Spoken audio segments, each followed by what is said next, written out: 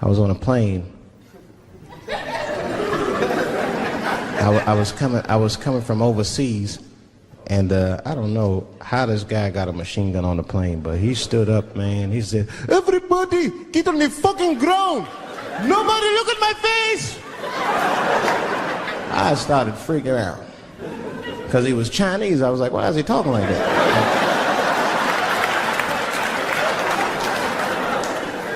He was screaming and crying. I was the only brother on the plane. Well, I thought I was the only brother. I looked over, there was one other black dude. He was from Nigeria. I looked over at him, he was looking right in my face, man. He didn't say two words to me, he just looked at me, he was like...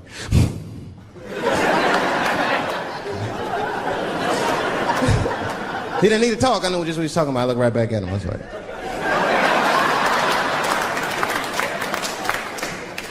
Some white dudes on the front of the plane seen us, they were like, "Oh my God. I think those black guys are gonna try to save us."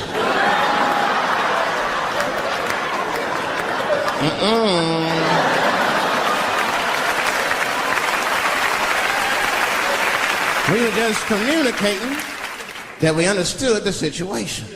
We were both seeing the same thing. What we understood was simple. Terrorists don't take black hostages.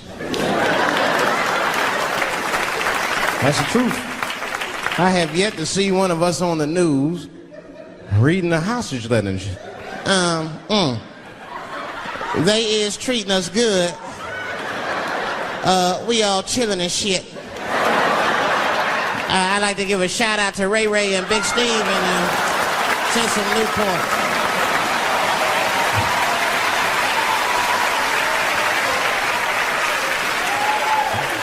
You're not gonna see it. And terrorists are smart. They know what they're doing there, you know. They terrorists. They know black people's bad bargaining chips.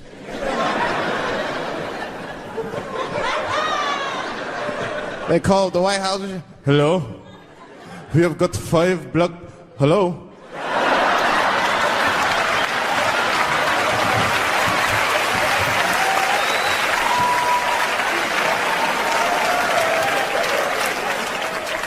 Really some scary shit.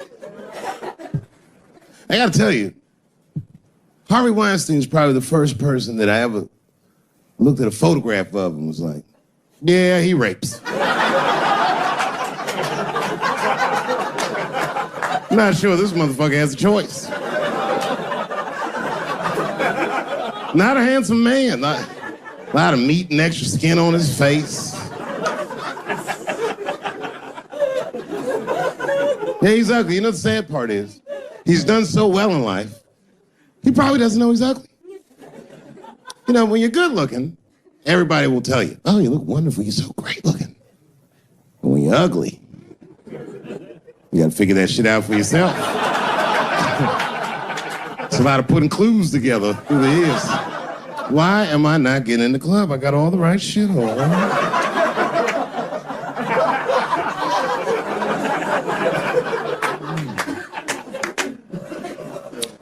Because if it was Brad Pitt doing that shit, he wouldn't have heard a peep. The girl would just come back down like, "I got the part."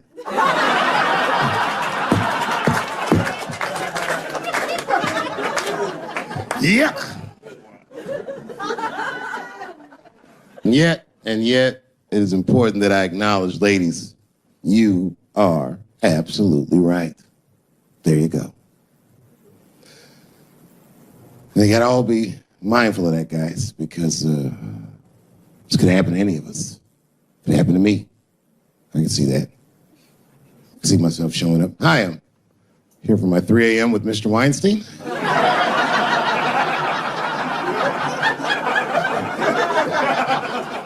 Hey, Harvey, I got your text. I'm here to talk about the script.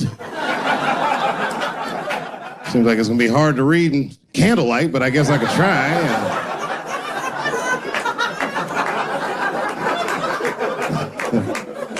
Sound like a fucking nightmare. Could you imagine that shit? Could you imagine if you was in a business meeting and a motherfucker pulled their dick out? In the middle of the meeting, I'd be like, yo, my man, this is the most unprofessional shit I've ever seen in all my days. let me finish, Dave Chappelle. I'll put you in all 3 Lord of the Rings.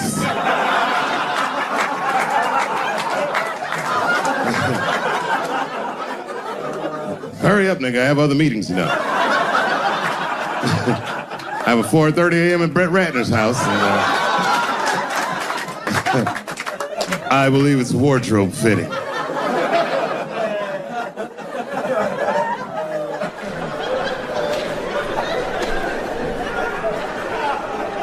You gotta make life interesting like that, because the shit is flimsy. Life is flimsy. You think you're gonna live forever, you ain't not gonna live forever. It's dangerous out here. We know what's going on. I travel now, you know. I used to think D.C. had the roughest ghettos in the country. Nah, nigga, I have seen some shit now. Oh, there's some rough areas outside of D.C. Yeah, everybody should go to the ghetto. I was taken to the ghetto one time. That's the worst. When you get taken and you're not expecting to go. You know, usually you want to know when you're going to the ghetto, like, I'm going to see some wild shit. I got to prepare myself. I'm going to see something crazy. When you're taken, it's different. I had a limousine driver. It was after a show. It was late at night. It was like 3 in the morning. I had a limousine driver. He was a nice guy talking to me and shit. Oh, hey, where you from, dog? D.C.? Word? That's a rough city, man. And his cell phone started ringing. Hold on 1 second. Hello? Oh, what's up, nigga? What? What the fuck? Slow down. What? What the fuck? No! No! No! Fuck that, nigga. Fuck it. I'm on my way.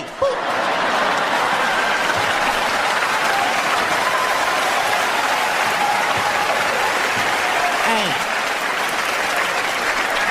I gotta make a stop real quick. At 3 o'clock in the morning. I didn't know he was taking me to the ghetto at first. I started looking out the window. I was like, what the fuck? Is gun store, liquor store, gun store? Where the fuck are you taking me? This don't look good.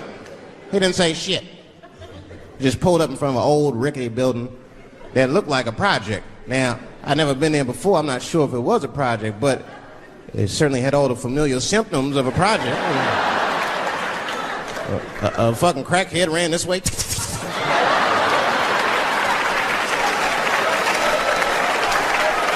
And then another one jumped out a tree and shit.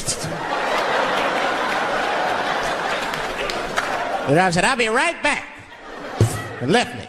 Took the keys with him and just left me. At 3 o'clock in the morning, in front of a project, in a fucking limousine. This was not good. I was like, man, I gotta look around and see if I can see some landmarks and figure out where I'm at. Might have to escape on foot. Now, this is when I knew I was in a bad neighborhood. You only see this in the worst neighborhoods. Remember, it's 3 o'clock in the morning. It's 3 o'clock in the morning. I look out the window. There was a fucking baby standing on a corner. Look at this.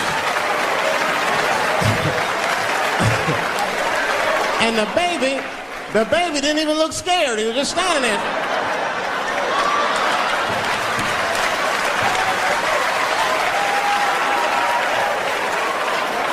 I mean, it made me sad. It made me sad, really. You know what I mean? Because I wanted to help the baby. I was like, I don't trust you either. I'm sorry. Click. Click. The old baby on the corner trick, eh? I'm not going to fall for that shit. Where's this limousine driver? You know, I start feeling bad. As time goes by, I start feeling worse. Like, man, what is wrong with me? What the hell's wrong? I'm scared of a baby. And this baby could be in trouble. He might need my help. I got to do something. But I wasn't going to get out the car.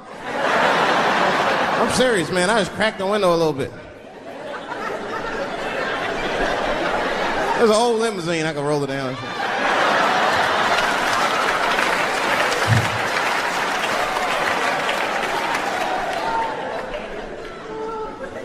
Hey, baby.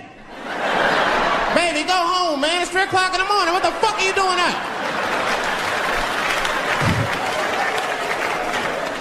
The baby said, I'm selling weed, nigga. I said, oh, shit.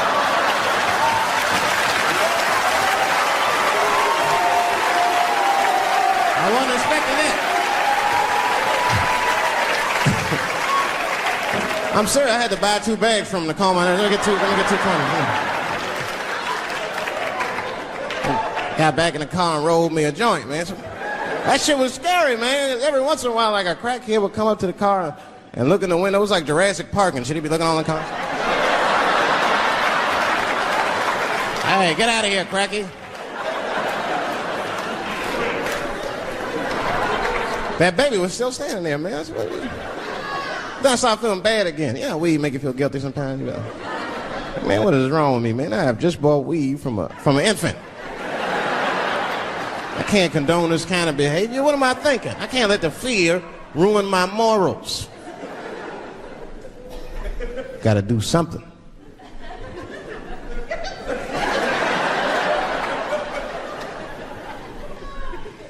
Hey, baby. Stop selling weed, all right? You got your whole life ahead of you. He said, fuck you, nigga, I got kids to feed. I said, God damn.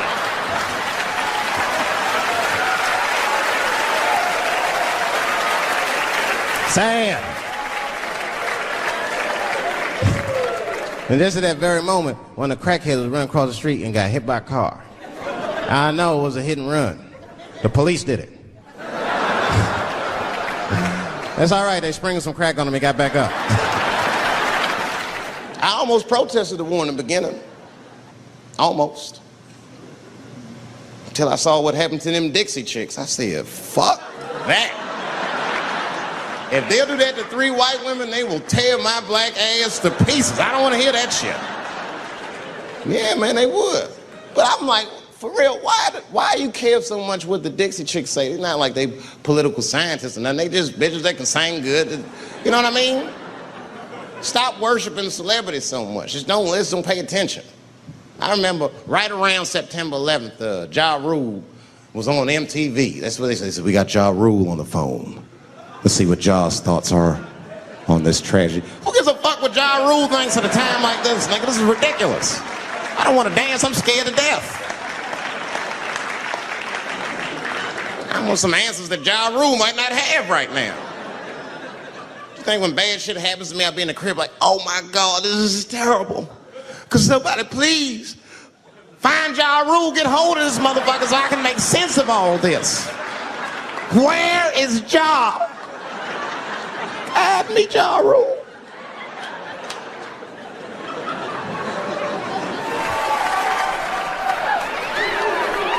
Yeah, I'll be seeing that kind of shit, man. It's what it is. They use the TV to program us from a young age. You ever watch like a cartoon that you used to watch when you were little as an adult? That shit is wild shit. Some wild shit. I mean, like I was with my nephew. We sitting there, we watching Pepe Le Pew, and I say to my nephew, I say, now pay attention to this guy because he's funny. I used to watch him when I was little. And we watched the Pepe Le Pew, but I'm old now. I'm looking like, good God, what kind of fucking rapist is this guy? Like, take it easy, Pepe. My nephew was sitting there cracking up. Hee. See, sometimes you gotta take the pussy like Pepe. Like, no.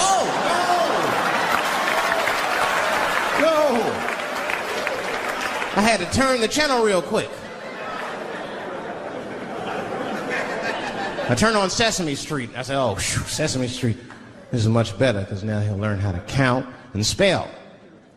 But now I'm watching it as an adult and I realize Sesame Street teaches kids other things. It teaches kids how to judge people and label people. That's right. They got a character on there named Oscar. They treat this guy like shit the entire show. They judge him right in his face. Oscar, you are so mean. Isn't it, kids? Yeah, Oscar. You're a grouch. It's like, bitch, I live in a fucking trash can. I'm the poorest motherfucker on Sesame Street. Nobody's helping me. Then you wonder why your kids grow up and step over homeless people. Get it together, grouch. Get a job, grouch. So don't even tell me how to get to Sesame Street. That is a terrible place. I wouldn't go there if I knew the way. Who would want to live in a neighborhood like that? Fucking 6-foot pigeons walking around. And an elephant that's a junkie. Hi, bird. Yeah, that's right, Snuffy. Hi, bird, I'm sick. I need some smack bird. Then Cookie Monster with his eyes popping out his head, screaming, "Cookie, cookie, cookie!" Like, ugh. What kind of cookies are you talking about? Chocolate chips don't do that to people. And then they had the nerve to put a pimp on there. They didn't come out and say he's a pimp, but I know a pimp when I see one. They called him the Count. Had a cape and everything. You just see him pimping. Bitch, where is my money? You've been late 4 times, I've been counting. How many times must I smack you before you act right? 1, 2, 2 smacks.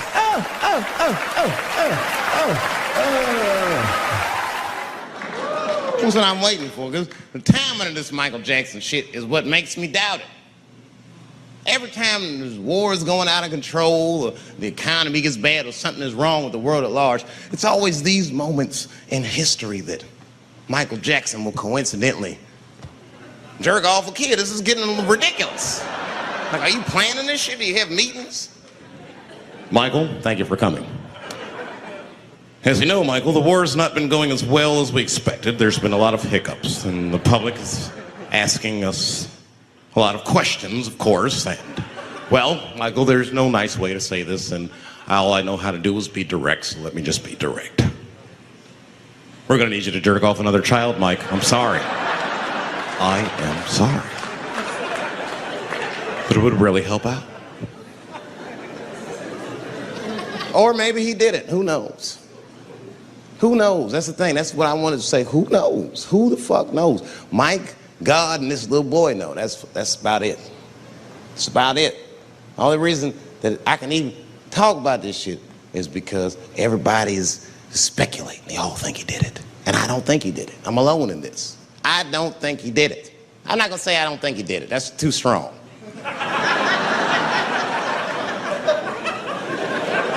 Let me just say I am reserving judgment until all the facts come out. But so far from what I heard, I mean, the kid said he was dying of cancer. He was in Make-A-Wish Foundation. He claims he had 2 weeks to live, and it was his dying wish to meet Michael Jackson. Come on, man, give me a fucking break. This kid is 10 years old. He don't remember Thriller. The fuck you want to meet Michael Jackson for, honestly? I remember Thriller, and I just, like, kind of want to meet this nigga. Like, I wouldn't break an appointment to meet him. I'll put it that way. I'd have to already be free. That's ridiculous. It's like if I'm dying in 2 weeks and go, "Oh, mama, get me in a room with Chubby Chuckle." I wouldn't want to meet that motherfucker. My last 2 weeks. Why not Usher or somebody like this? So then the kid claims he goes to Michael's house. This is where it all gets crazy. I don't, like, you know, he does everything you'd expect at Michael's house. They climbed trees and rode roller coasters and Ferris wheels. The chef made cookies, pies, and cakes. They was petting the monkey and the giraffe. Sang songs, kid shit. And in the middle of all this childlike activity, for some reason, Mike pulled out some wine and some pills and sucked his kid's dick. Folks, it hurts me to say it. And the kid had the nerve to call that abuse. Motherfucker, that is a good host. God damn, what else do you want? What else do you want? I'm lucky to get a glass of grape drink at my friend's house. Let alone a roller coaster ride and my dick sucked. Mike must be confused, like I brought you in my house, I fed you, I sucked your dick, and this is how you repay me, motherfuckers? This was your wish, not mine. Thought you were dying in 2 weeks. What happened to that motherfucker? I've been in court for 1.5 years. You get stronger every time I see you.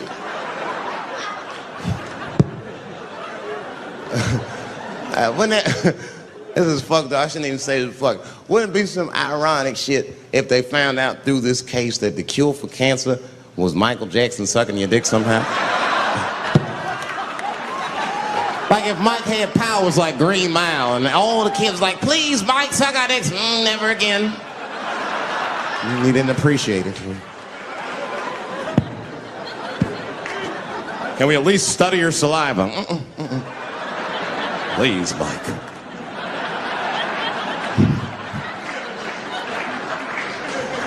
Oh my God. But there's a more important reason that I would stop doing comedy right now. And this reason is the real reason that's been percolating, and it really is the crowd, not you. I'm talking about the crowd on the big stage. It's too hard to entertain a country whose ears are so brittle. Motherfuckers are so sensitive, the whole country has turned into bitch-ass niggas.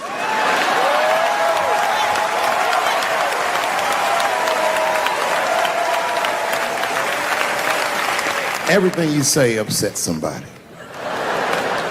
But motherfuckers are just taking it too far. I don't know why or how everybody got this goddamn sensitive. You know who hates me the most? The transgender community.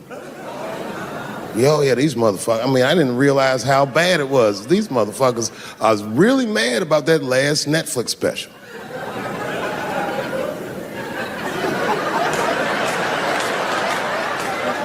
It's tough, man. I don't know what to do about it because I like them. I always have. Never had a problem with them. You know, just fucking around.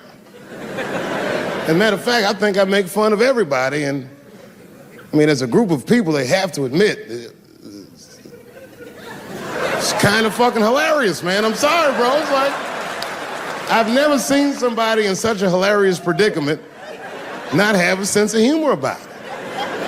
They're born feeling like there's something other than they're born as, and that's kind of funny, you know? I mean, it's funny if it's not happening to you. I believe transgenders. I don't understand them either, but I know they mean what they say. Them niggas cut their dicks off. That's all the proof I need. I've never seen somebody just throw their dick away. Don't need it.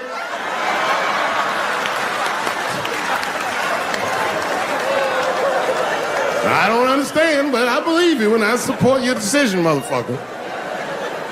I was doing a show. I was in Portland, Oregon. And I was checked in a hotel under the name Charles Edward Cheese.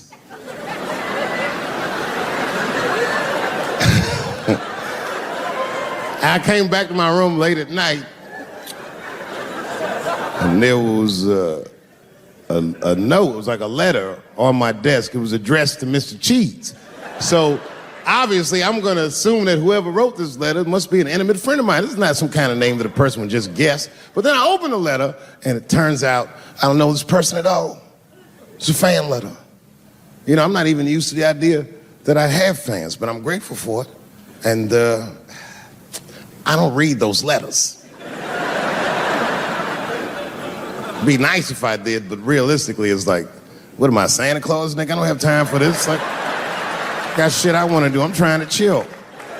Read all these dreams and wishes from strangers. But I read it. I'd already opened it. So I just read the whole letter. And you know what, man? Whoever wrote this letter truly loves me. I mean, they were really fucking nice in the letter. And then they described to me what it was like to come to the show, how excited they were, how much fun they were having.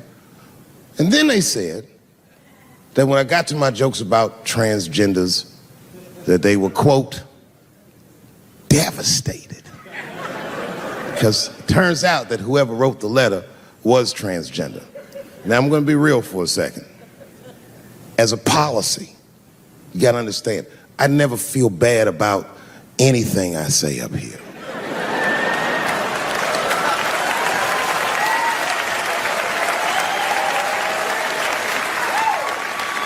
And I would never admit this to you if I hadn't locked your phones up. But it was the weirdest thing. Like, when I read this letter, the shit made me feel bad. I didn't feel bad about what I said, you understand? I felt bad that I made somebody else feel bad. To be honest, I don't even know what I said that upset that person. I have so many transgender jokes.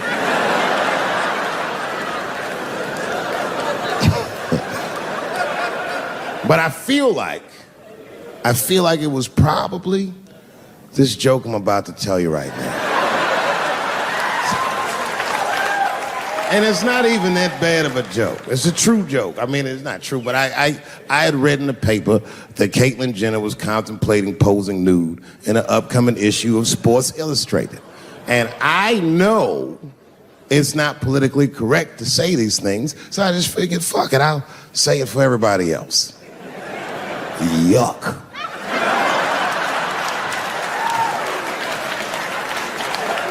You know, sometimes I just want to read some stats.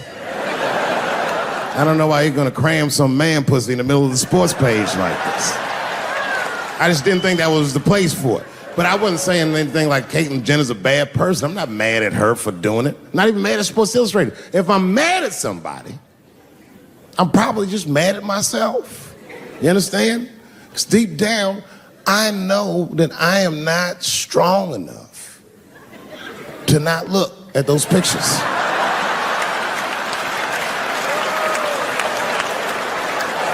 And I don't think I'm ready to see what she's trying to show me. So Caitlyn, goddamn it, if you go through with this thing, bitch, you better go hard or go home. I want you to go all the way. Hustler style. Do you know what hustler style means, miss? That means spread the lips.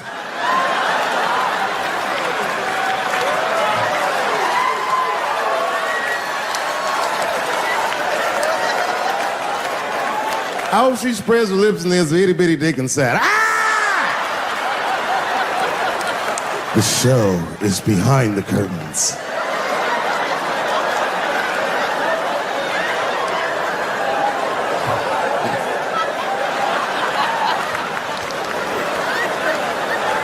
I don't know what I said that upset that person. You know, I can remember when it all started. It was when I was doing Chappelle Show. When I was doing Chappelle Show, I used to do the show, and then on the weekends I do like concerts and shit like that. So I'm doing a concert, and there was a couple in the front row, beautiful couple. The wife was obviously Asian. You could see it in her face.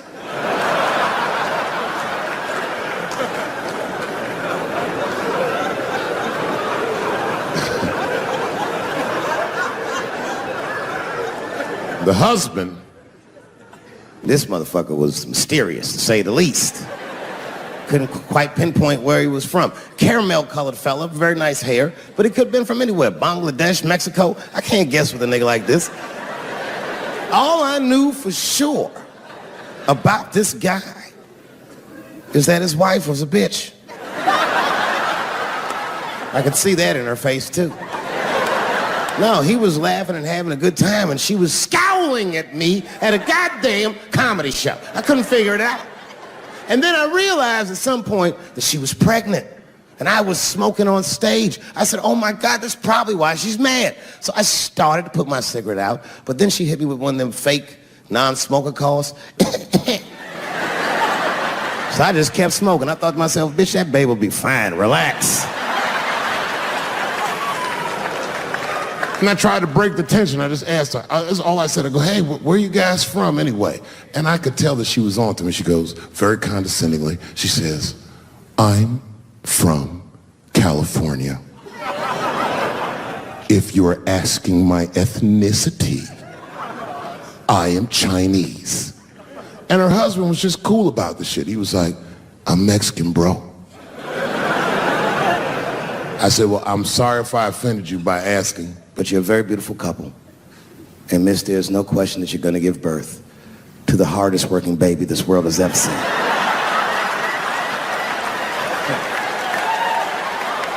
That's not a bad joke. She got very upset. She got up to leave immediately, but she didn't just leave. She had to take one last dig at me on the way out. I will never buy one of your fucking DVDs again, Dave Chappelle. I said, ma'am, with all due respect, Chinese people don't buy DVDs.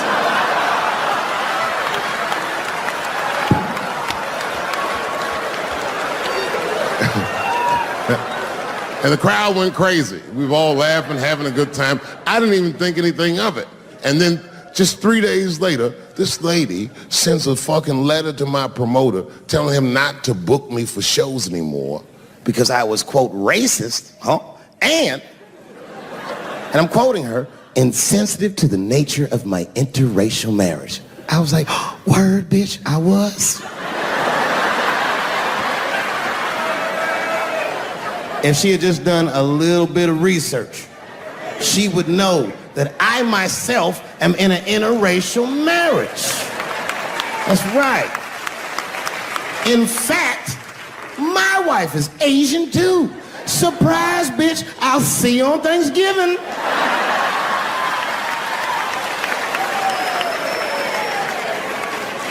But my wife's not Chinese.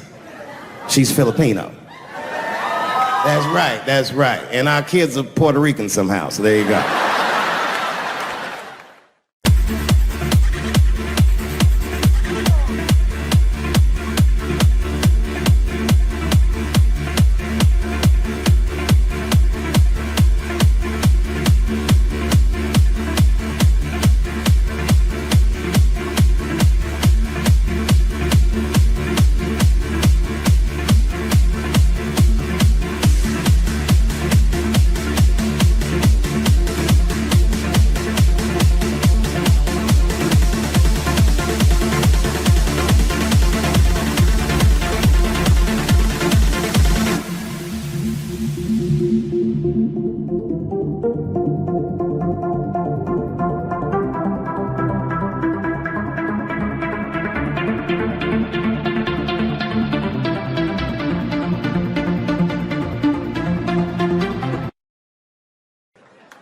I've been watching that new OJ show. I can't get enough of that shit. Doesn't it bring back good memories? But I forgot how like just how polarizing that OJ case was. And you know, I've met OJ Simpson on 4 different occasions in my life. And before the end of the show, I will tell you about each of those occasions. The first time I met O.J. Simpson, I was in Santa Monica. Santa Monica? Yeah. I can't believe a black dude was like, Santa Monica. He was the last niggas I was expecting to say that. Let me see your shoes. You got some Vans on, nigga? What you got? Santa Monica! Mm-hmm. At the time, I was 18. I had done a show, and then a guy from the club came up and was like, hey, O.J. Simpson's here, and he said he wants to meet you. I said, what? Fuck yeah. I ran down the steps, and O.J. was down there. He's like, hey, yo, man, how are you? It's very good to meet you, and you're doing really good work, and I hope good things happen for you in your life. Standing beside him, well, I don't know the nice way to say this, his soon-to-be slain wife. Ladies and gentlemen, man the fuck up or you're not gonna make it through the end of this show. Just man the fuck up. She's dead, you already know, we know what happened. We don't know who did it, but we know what happened.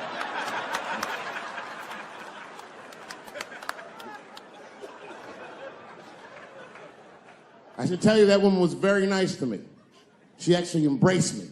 She said, I think you're adorable. And she hugged me. She goes, good luck to you. And she held me for a long time. And I whispered in her ear, bitch, are you trying to get us both killed?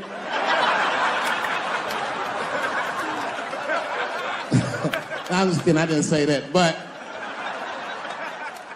that was the first time in a nutshell.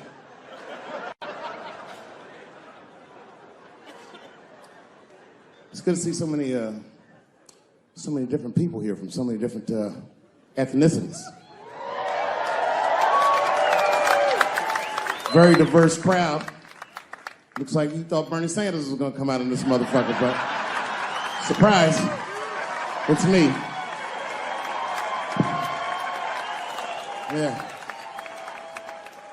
Yeah, no, you know, I'm happy really to see black people come. You know, a lot of black people don't fuck with me like they used to. But there's a lot of reasons, there's a few reasons you don't see black people at my shows. One is because obviously black people have slower internet connections. I mean, that would be my guess. I don't know what Actually, my own actions drew a wedge between me and the community I hold so dear. A couple of weeks ago, I was supposed to be in Flint, Michigan for a charity benefit that was supposed to raise awareness for the appalling condition of the water in Flint. I don't know if you know this, but the water in Flint is fucking poisonous. It's actually making people sick. I mean, Hollywood people like, so what? At least they have water. This water's fucked up. So a lot of black celebrities flew into Flint, and they did a tremendous charity benefit, and I was on the schedule to appear.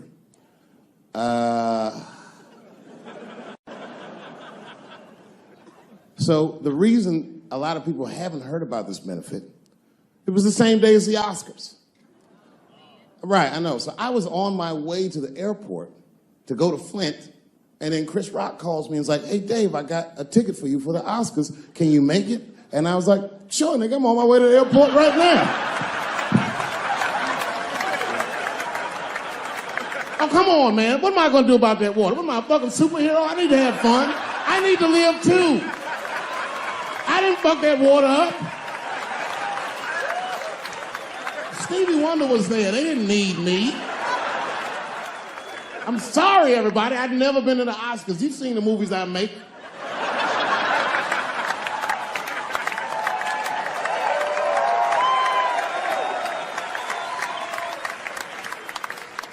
I was excited as fuck. I knew I was going to get in some trouble because when I was walking in the red carpet, the black press came after me. Excuse me, brother. When you hear somebody call you brother too much, something terrible's about to happen. Excuse me, brother. And then I looked back, and the motherfucker had a tuxedo with the kente cloth tie. I said, uh-oh. He said, I just want to ask you a couple questions. I said, what publication are you with? Bongo, what the fuck? Who the fuck reads this? He said, listen, brother, I just want to ask you a quick question. You understand that this year, this is a boycott for the Oscars, so I'm just wondering what made you, of all people, cross the motherfucking picket line and be here tonight. I said, boycott? Nigga, I haven't been working in 10 years. What do you mean, boycott? I've been on strike. Y'all niggas didn't stop working. I had to watch fucking Key and Peele do my show every night.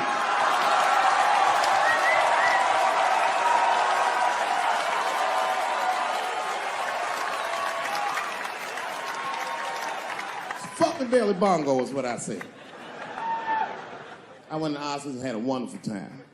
I went in that fucking green room. It was filled with so many stars, I couldn't even believe what I was seeing. Hollywood was seducing me all over again.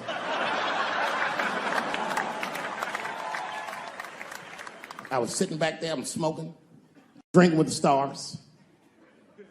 And then two Hollywood movie producers came over right to me. Oh my God, Dave Chappelle, said the leader one. He was obviously gay.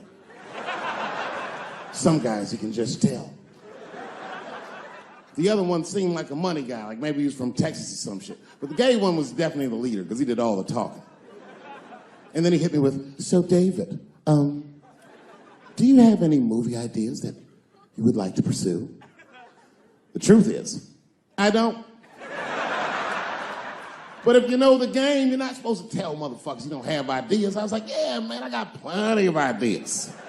And he called my bluff. Really? Like what? Huh?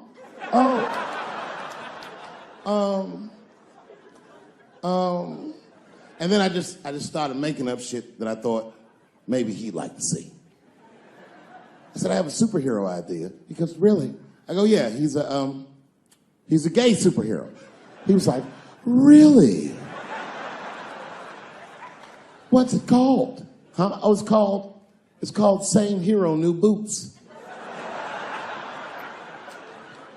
It's about a gay sous chef in San Francisco.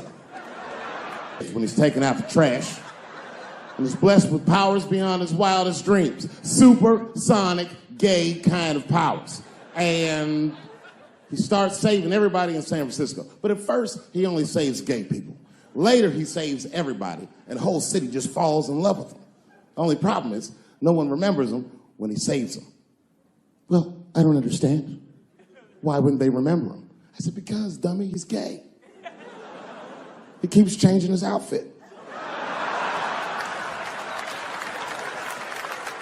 People come up, Thanks for saving, mister.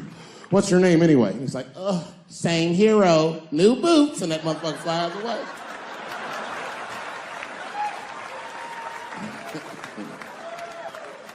He's like, I like it a lot.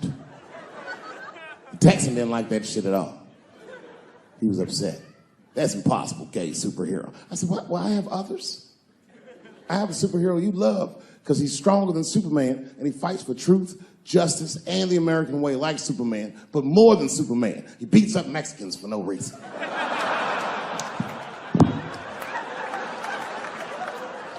The Texan's like, you got my attention. Do all this great shit. Only problem with this guy is he can't even activate his powers unless he touches a woman's vagina. Not a long touch, just a couple of pats.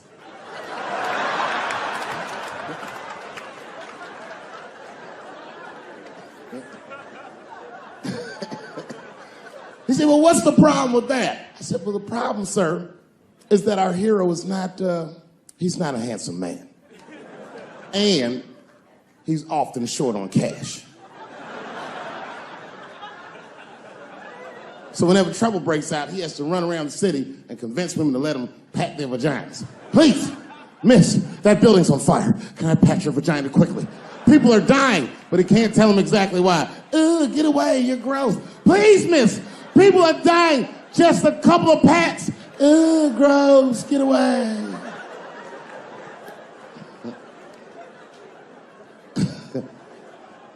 So he rapes them. I know. That's the dilemma for the audience. Because he rapes, but he saves a lot of lives. And he saves way more than he rapes, and he only rapes, but he does rape. I didn't realize it, but the whole green room was looking at us. All the celebrities were disgusted. That guy from Texas was like, here's my card. Call me on Monday. That worked out. You know who I feel real bad for is Indians. Everybody feels bad for Indians. They get dogged openly because everybody thinks they're dead. These motherfuckers are not all dead, all right? With my own eyes, I've seen a gathering of 1,500 Native Americans. They were all gathered in one place. The place is called Walmart in New Mexico. There's Indians everywhere. I'd never seen Indians before. I wasn't even sure if they were Indians. It's fucked up, but I asked one of them.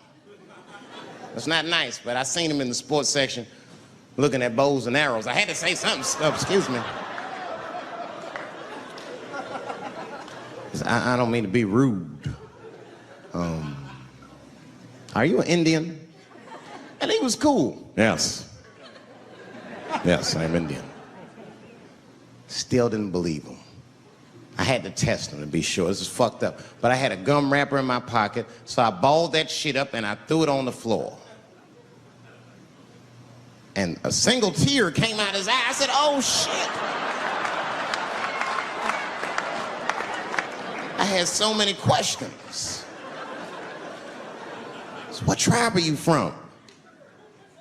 I am a Navajo. I said, word. I studied you in social studies. You're a hunter-gatherer, correct? He said, I guess so. That's what you wish to call it. I said, why? What do you call it? He said, I am an alcoholic.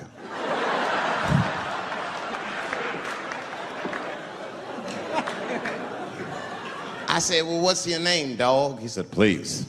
Dog is my cousin. That was a good guess. My name is Running Coyote. What is your name, friend? And that shit caught me off guard. I mean, I didn't want to say my name was Dave to a motherfucker named Running Coyote. This don't feel good enough. He just put me on the spot. I said, huh? My name, what? Oh, my name's Blackfeet. Then I changed the subject. Forget about me, what's going on with you?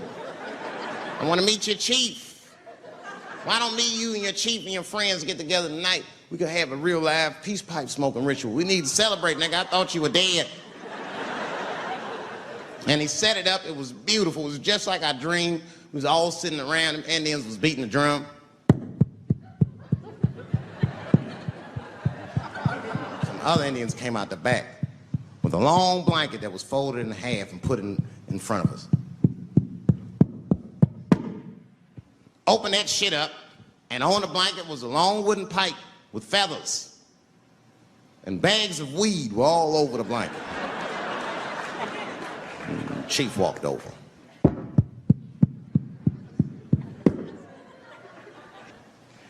The big ones are 50. The little ones are 25. And these are 10.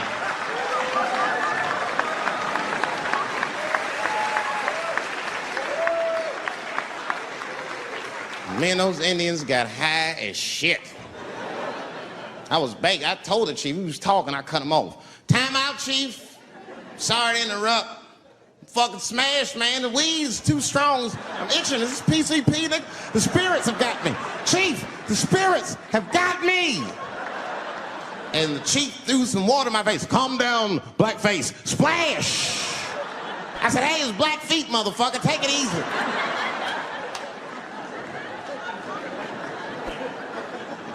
Blackfeet, you're welcome to stay amongst me and my tribe for the night until the spirits leave you. And they gave me my own teepee to sleep in, which sounds nice. I personally felt like it was a little fucked up, you know, because they all had houses, man. It's like, why can't I sleep with y'all in the house and watch TV? Nigga, I can't be on this grass all night.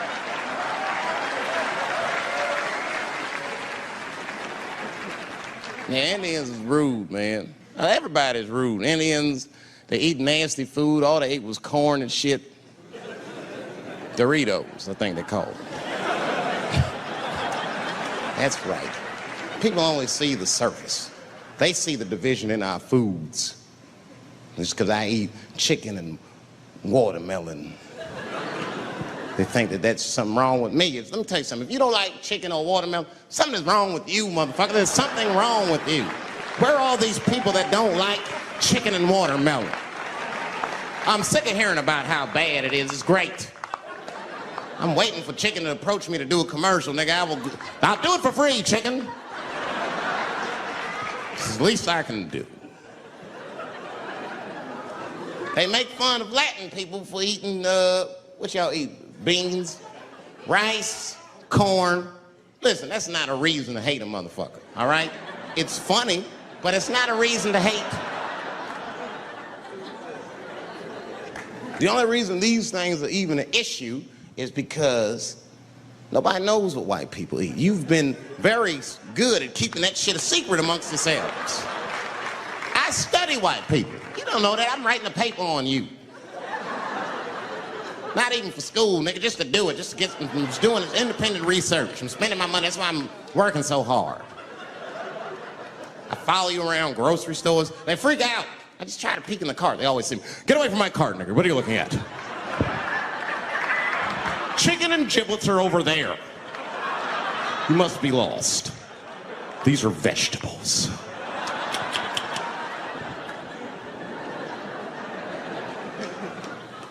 I know what you drink. See how quiet it got? Grape juice. Surprise, motherfuckers, you didn't know I knew about grape juice, did you? Oh, don't play dumb with me. Looking what? What is it? A lot of black people don't have the privilege of knowing about grape juice because they have grape drink. It's not the same formula that you get. Ain't no vitamins in that shit. You might have one of your black friends over, Todd. Todd, would you care for a glass of grape juice? What? Nigga, what the fuck is juice? I want some grape drink, baby. It's purple. I don't think I know what a grape drink is. What? I have some apple juice if you want. What the fuck is juice? I want some apple drink. Scream.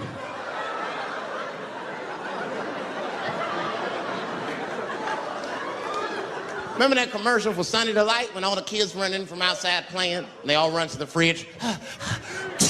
All right, I got some purple stuff, some Sunny D. As soon as you say Sunny D, all the kids go, yeah! Watch the black kid in the back. If you ever see that commercial again, look at that black kid. He'd be like, I want that purple stuff. That's drink, nigga. That is drink. They want drink. I want all them vitamins, nigga. I want drink. Sugar, water, purple. That's the ingredient. Sugar, water, and of course, purple. It's too fucking much. I got a lot of things to talk about tonight. First of all, I've stopped smoking weed. With black people, you didn't let me finish, motherfuckers. God damn. I'm sorry, black people, to break the news so publicly, but I can't smoke with you anymore. Every time I smoke weed with my black friends, all you talk about is your trials and tribulations. I'm sick of that shit. I got my own problems. Nigga, that's a waste of weed. I'm smoking weed to run away from my problems, not take on yours. From now on, I smoke weed exclusively with white people. Calm down, motherfuckers. You win by default. You got good weed conversation. All white people talk about when they get high is other times that they got high. I can listen to that shit all night. Dude, remember at Frank's last week? It's fucking smashed, man. And catalogs everything they drink. 2 shots of Jaeger, tequila, 4 bong hits, man, beer, cheeseburger. That shit is great. Only bad part is you cannot pass out around white people. Every time white dudes pass out around each other, they always do some borderline gay shit when the guy's asleep. Frank fell asleep, so he like stuck a carrot in his ass and put shaving cream on his balls. Like, why, motherfucker? Why would you do that to a friend of yours? He trusted you enough to sleep around you. You gonna put a carrot in his ass? Is that nice? I tell you right now, if I put a carrot in a black dude's ass, a nigga will kill you when he wakes up for some shit like that. That is an automatic death sentence on the street. It's a rap for you. I'm gonna kill that motherfucker. I thought y'all was friends, baby. What happened? I fell asleep at his house, right? We was drinking, and I fell asleep at his house, and while I was sleeping, right? I'm just gonna kill that motherfucker, all right? That's all you need to know. And fuck carrots.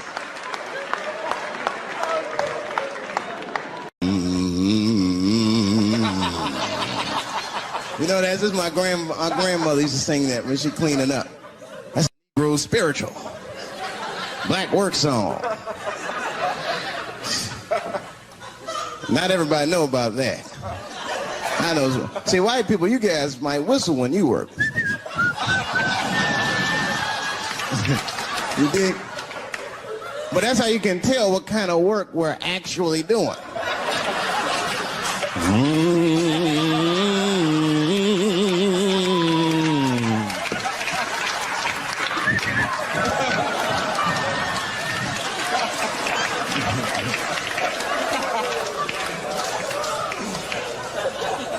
I study that kind of I do. Anything that has to do with race. I read a little here, see a little there. And I travel. That's always good. Traveling has made me a racism connoisseur, if you will. You know, it's different from region to region. Anyone ever been down south? So you guys know what I'm talking about. And the racism down there is just... it's perfect. It's due to a perfection. It's comfortable, it's out in the open.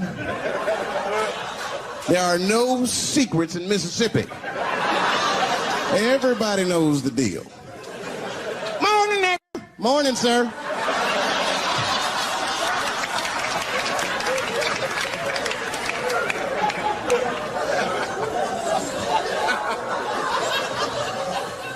Not up here. You hit the big cities, man, it's different. It's always a secret. And we should do like them. We should keep our shit out in the open, then a little. I mean, with limits. You don't want to say whatever comes to your mind. That might be a little much. White dude be walking down the street minding his business, and the brother walk up to him, hello, you white oppressor, you slave master rapist of Africa. Why, hello, my big lip spear chucking friend. Touche, hunky. So, Whitey, what did you do today, huh? Oppress a new land and make the people there Christians against their will?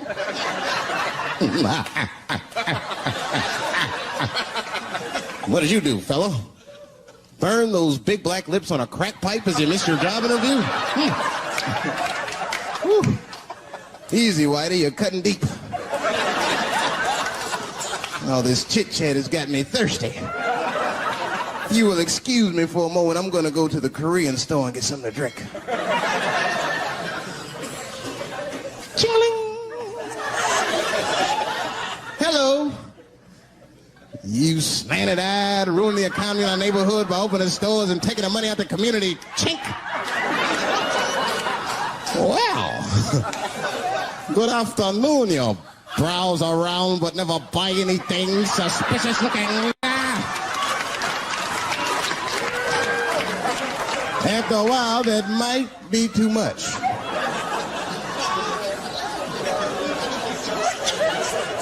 You can't help it. If you're an American, you're a racist. We brought up from the beginning to think in generalizations. We never look at the individual. We rarely look at the individual. I'm a racist. I know I'm a racist. You know how I know? The other day I caught myself being racist against myself. There's so much going on, I got mixed up. Forgot whose team I was on.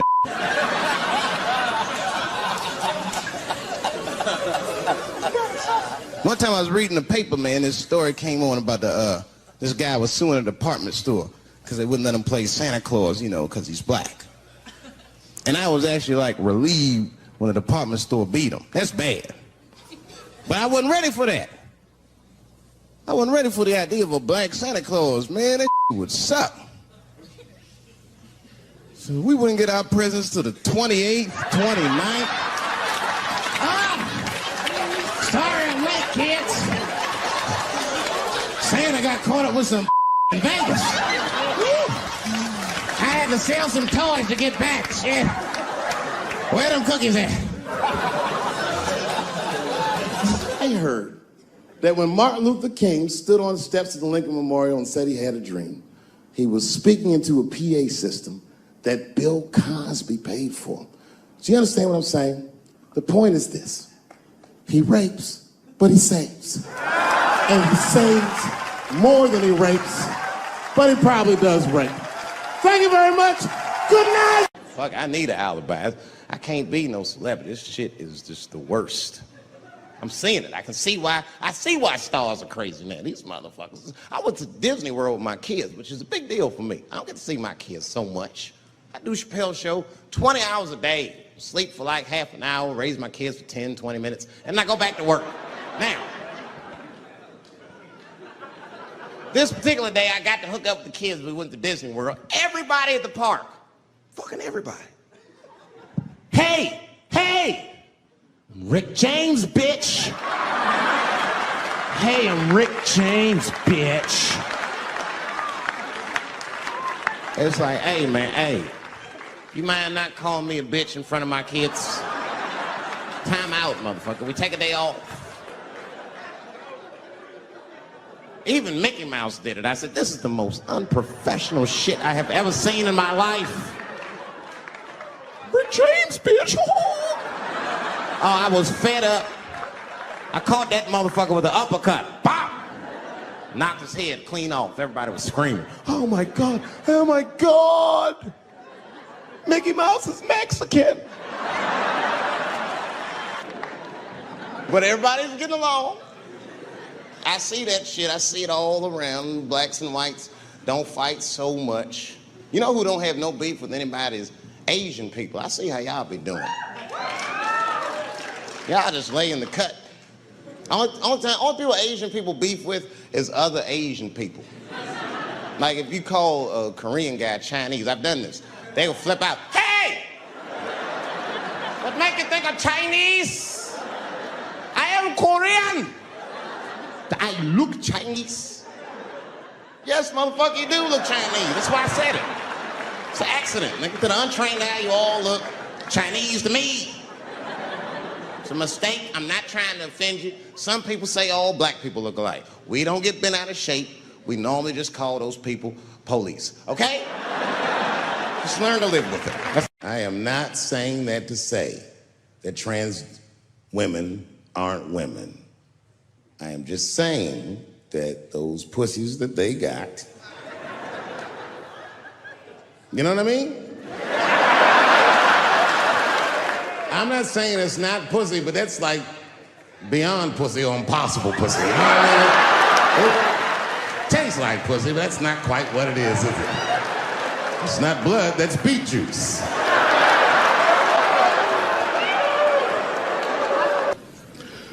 I started doing stand-up comedy when I was 14.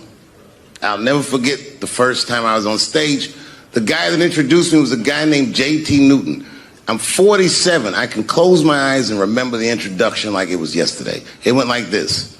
Ladies and gentlemen, this next young man coming to the stage is starting his comedy career tonight. Who knows? We may be witnessing the birth of a star. Please welcome David Chappelle.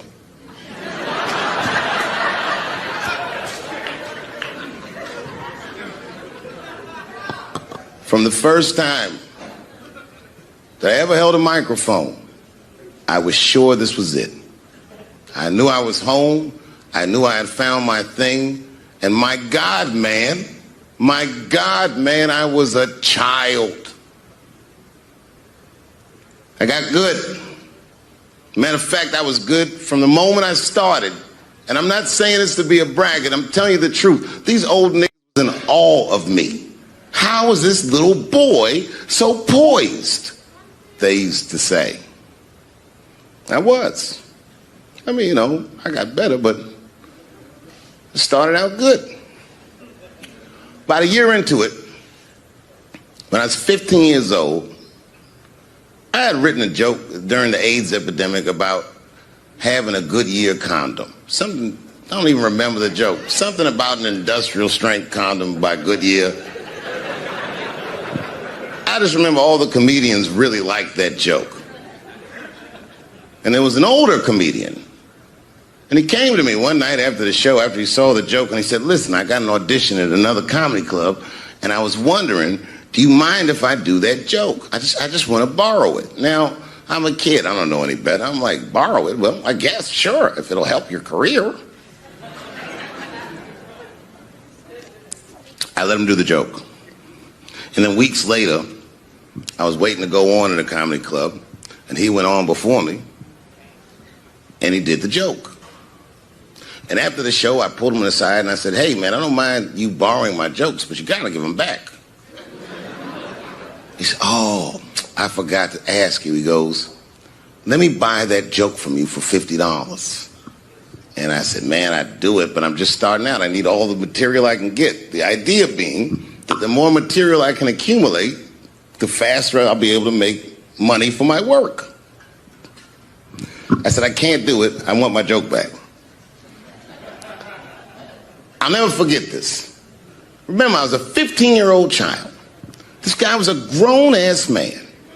He stood up over me so I could see how big he was. And he said to me, really? I can just take it. And he did. I got scared because I was a child. But I never forgot that. I never forgot that. I was 15 years old. I'm 47 now. I think about this guy all the time. When I look at my own kids and I see how young and innocent they are, I can't believe someone did that to me. And I don't think about it every day because that was the worst thing that happened to me. I think about it every day because that was the first time that someone ever did that to me. But in my career, it has happened many, many times since. was someone would intimidate me or scare me and take something that I believe was mine. I'll tell you another story. Now I'm 18 years old. I'm living in New York City, and I just finished my first road tour, which was a very difficult tour. I'll spare you the details. Now I'm back in New York, but my rent is paid, thank God.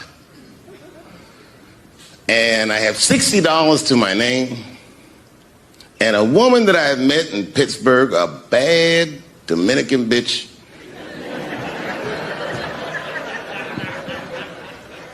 was coming to New York. She was going to spend the weekend with me. I couldn't wait for her to get there. She was coming that evening. But remember, I only had $60 for a whole weekend to entertain a bad bitch. Now I'm walking through Greenwich Village, and I see something I've never seen before. 3-card Monte. You know what that is? Yeah, the guy had the whole thing. The table was set up, and he had the 3 cards, and the crowd was hooting and hollering, and he was like, find the red card, find the red card, and people were playing. Sometimes they win, sometimes they lose, but it was really exciting, and I'm standing there watching it, and I noticed while I'm watching them play this game that the red card, the one you're trying to find, had just a little bend on the corner. And I'm watching it, and I'm like, yo, this guy doesn't seem to know that red card is bent. I'm gonna beat this motherfucker. And I walked up to the table and I said, let me play a hand. And I put my last $60 on that table, and he starts to shuffle and find the red card, find the red card. And I kept watching that bent card go around the table, make sure I kept my eyes on that bent card. And when he stopped shuffling and he said, find the red card, I pointed to it with confidence. Here it is right here. And he flipped it over, and it was black. And he took my money. I couldn't fucking believe that. How did this nigga do that? Was that magic or sorcery? I was confused. So you know what I did? I sat there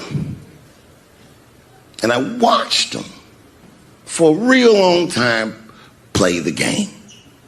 And I realized that all those people who was doing all that hooting and hollering and betting, my God, they were his friends.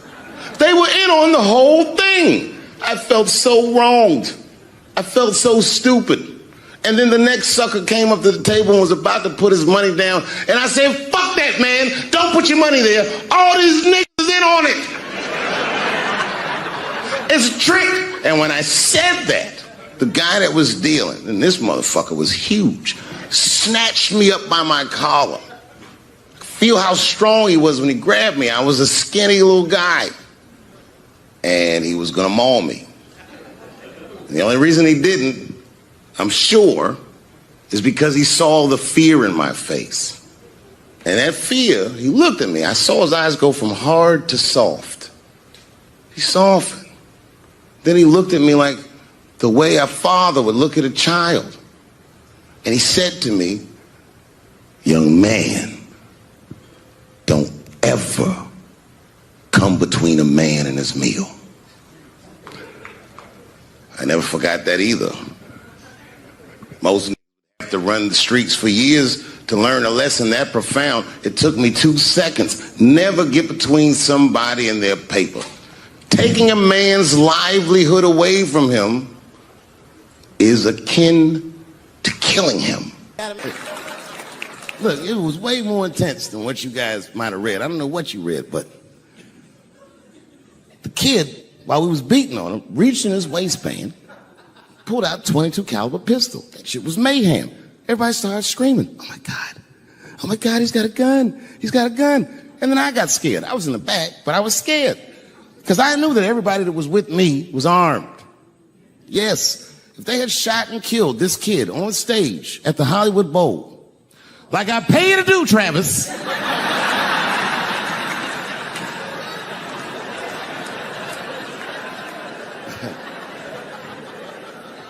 but Travis G'd up. Travis wrestled the gun out of the kid's hand, and then he took it like this and tried to chamber the round, and he couldn't. So he pulled the trigger, and it wasn't a gun. A knife blade popped out of the front. I guess this kid was going to stab me. Some scary shit. So the next night, even though I didn't have a show, I said, I gotta get right back on stage. And I went and did a show. And someone in the audience screamed out, Dave, what happened with the attack? And I didn't know there was journalists in the room. All I said was that this a knife that identified as a gun. I got 6 more weeks of bad press for that joke. I didn't even do nothing to this thing. That's not right. That was not right. And then the New York Post went to the jail and interviewed my attacker like he was some kind of hero. And I read that interview. Turns out the entire attack was my fault. Yes, I triggered him. I didn't mean to. I had done jokes about the homeless. And turns out this young man was homeless. And I mean, there's no way I could have known this. But I will say, for a homeless guy, this nigga had incredible seats.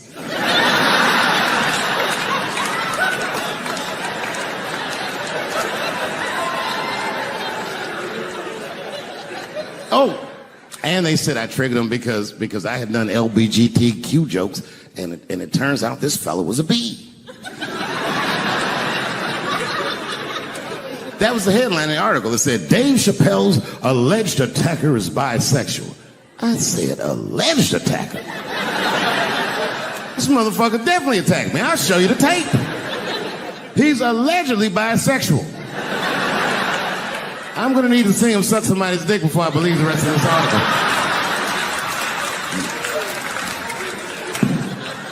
I read that shit in the paper. I was horrified. I was like, oh, bisexual? I could have been.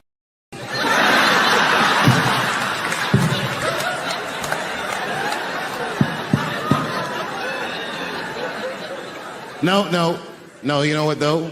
It's not funny because after all that madness ensued, I went to the hotel room. I was by myself and I opened the door and my wife was in there alone. She was sobbing, like sobbing. I said, oh my God, what's wrong with you, bitch? Did you get attacked too?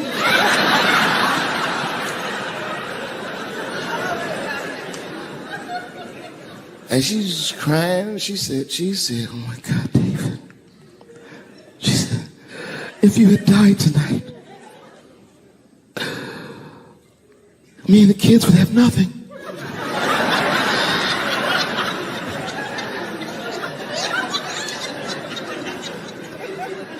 Then I knew it was serious. So I sat down on the bed next to her.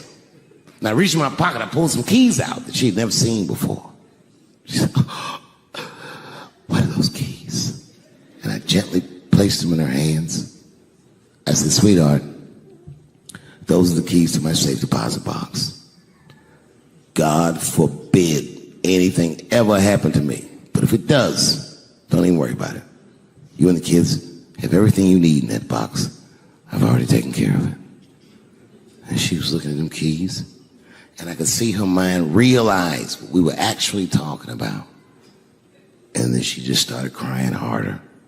And to be honest with you, that made me cry a little bit too. And we hugged each other real tight.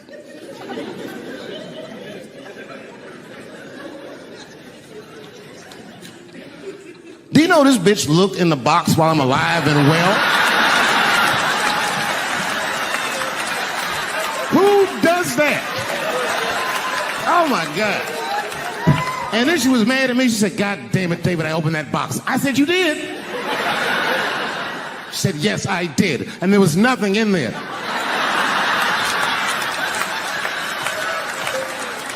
I said, nothing? Oh. She said, nothing except your stupid joke book. I said, whoosh. I said, well, sweetie, look. If you tell those jokes exactly how they're written, you and the kids should be fine. They're really good jokes.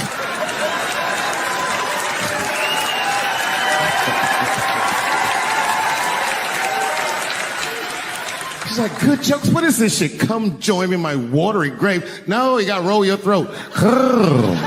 Join me in my watery grave. But you know what I like about San Fran, and the reason I picked this city to do my special was because of all the major cities in America, somehow people get along here better than anywhere else I've seen in the country. That's right. That's right. And I always admired San Fran for that. And today I realized how you did it. Put all the niggas on the other side of that bridge. There's nothing, this shit ain't happy on that side. You leave San Francisco like, bye, thanks for coming to San Francisco. Come back in April, we're having a sale on Birkenstocks. As soon as you get to the other side, welcome to Oakland, bitch. Quick, quick.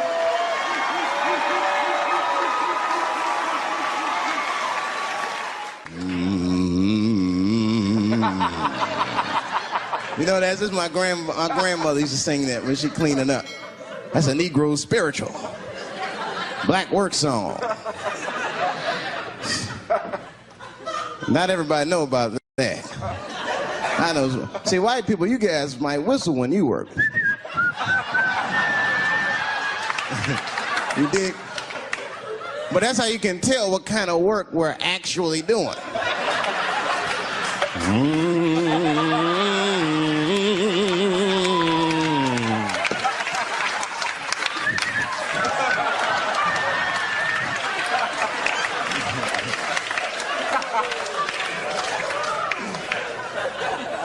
I study that kind of shit. I do. Anything that has to do with race. I read a little here, see a little there. And I travel.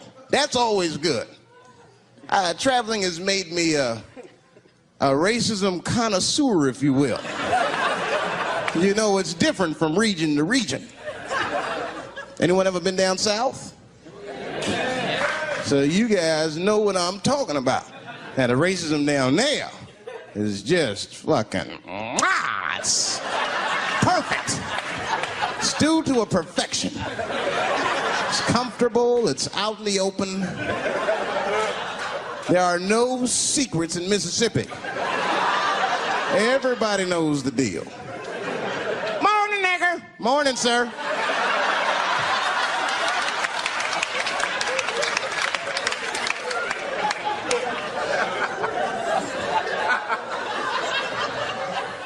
I got a lot of things to talk about tonight. First of all, I've stopped smoking weed.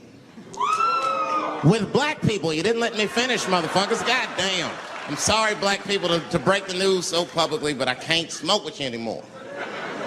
Every time I smoke weed with my black friends, all you talk about is your trials and tribulations. I'm sick of that shit. I got my own problems. Nigga, that's a waste of weed. I'm smoking weed to run away from my problems, not take on yours. From now on, I smoke weed exclusively with white people. Calm down, motherfuckers. You win by default. You got good weed conversation. All white people talk about when they get high is other times that they got high.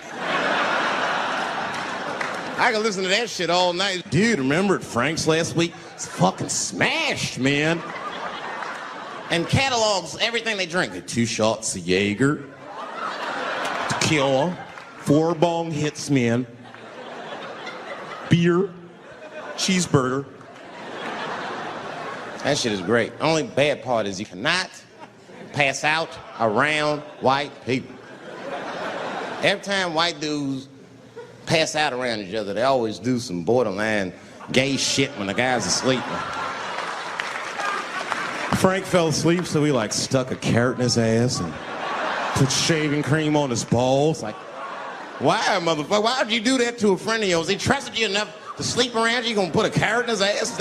Is that nice? I tell you right now, if I put a carrot in a black dude's ass, a nigga will kill you when he wakes up for some shit like that. That is an automatic death sentence on the street. It's a rap for you. I'm gonna kill that motherfucker. I thought y'all was friends, baby. What happened? I fell asleep at his house, right? We was drinking, and I fell asleep at his house, and while I was sleeping, right? I'm just gonna kill that motherfucker, all right? That's all you need to know. And fuck carrots. Not up here. You hit the big cities, man, it's different. It's always a secret. And we should do like them. We should keep our shit out in the open, then a little. I mean, with limits. You don't want to say whatever comes to your mind. That might be a little much. White dude be walking down the street minding his business, and the brother walk up to him, hello, you white oppressor, you slave master rapist of Africa. Why, hello, my big lip spear chucking friend. Touche, hunky. So, Whitey, what did you do today, huh? Oppress a new land and make the people there Christians against their will?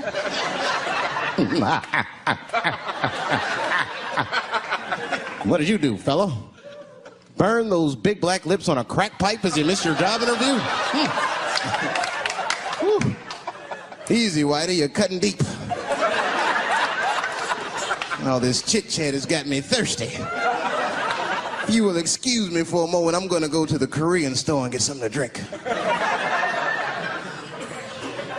Ching-a-ling. Hello. You slanted-eyed, ruining the economy in our neighborhood by opening stores and taking the money out the community. Chink. Wow. Good afternoon, you browse around but never buy anything. Suspicious looking nigga. After a while, that might be too much. One of my first white friends, like, in my life, man. He was a good dude, too. He moved to Silver Spring from Utah, of all places. I guess his family was affiliated with that Mormon church they got down there, and me and him used to hang out. And one day I was at his house, we were just hanging out, and Timmy says, Dave, why don't you stay for dinner tonight? I said, oh, man, I'd love to, but I can't. If I'm not home before dark, my mother will kill me. That was a lie. My mother had several jobs. I hadn't seen her in like 3 or 4 days. And the only reason I lied to Timmy was because at that point in my life, it was my experience that white dinner wasn't delicious.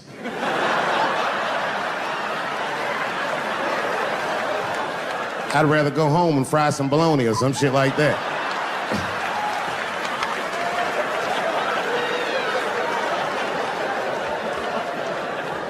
But then old Timmy threw me a curveball I wasn't expecting. He said, it's too bad you can't stay, Dave, because Mom made stovetop stuffing. I said, what the fuck, stovetop? Well, hold on, nigga, let me make some phone calls real quick. I had seen that commercial so many times, I had dreamt of getting my hands on some of that stovetop stuffing. And finally, I met a motherfucker that actually had a box of stovetop in the house. I couldn't miss this opportunity, so I pretended to call my mother. And then I came back and I said, Timmy, you're not gonna believe this great news. Mom said I can stay. And he said, fantastic. He said, why don't you come with me and we'll help set the table and then we can say the blessing. I had no interest in setting this motherfucker's table or saying these crazy ass Mormon prayers. I just wanted that goddamn stuffing. So I told Timmy, I said, you know what, I'd love to help, but let me go wash my hands first. My plan was simple. Wash my hands slowly, and by the time I'm done, the table will be set, the blessing will be said, and all that there will be left to do is eat. Went to the bathroom. I washed my hands very slowly. I must have been in there for about 10 minutes. And suddenly, one of his mothers came to the door.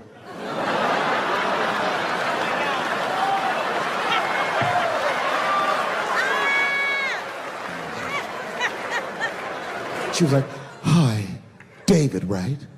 I said, yes, ma'am. She said, Timmy tells me that you're planning on staying for dinner. I said, I hope that's not a problem, ma'am. She says, no, it's no problem. In fact, we'd love to have you. It's just that we weren't expecting company. And I'm afraid there's not enough stovetop stuffing for everybody. So I kicked her in the Bam! Ladies and gentlemen, I told you I'm dope, nigga. I told you what I was gonna say and you still didn't see it coming. And that's why I make the big bucks. People only see the surface. They see the division in our foods. Just because I eat chicken and watermelon, they think that that's something wrong with me. Let me tell you something. If you don't like chicken or watermelon, something is wrong with you, motherfucker. There's something wrong with you. Where are all these people that don't like chicken and watermelon?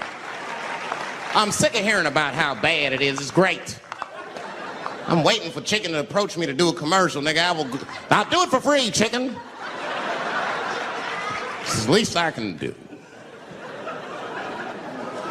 They make fun of Latin people for eating, what y'all eat? Beans, rice, corn. Listen, that's not a reason to hate a motherfucker, all right? It's funny, but it's not a reason to hate. The only reason these things are even an issue is because nobody knows what white people eat. You've been very good at keeping that shit a secret amongst yourselves. I study white people. You don't know that. I'm writing a paper on you.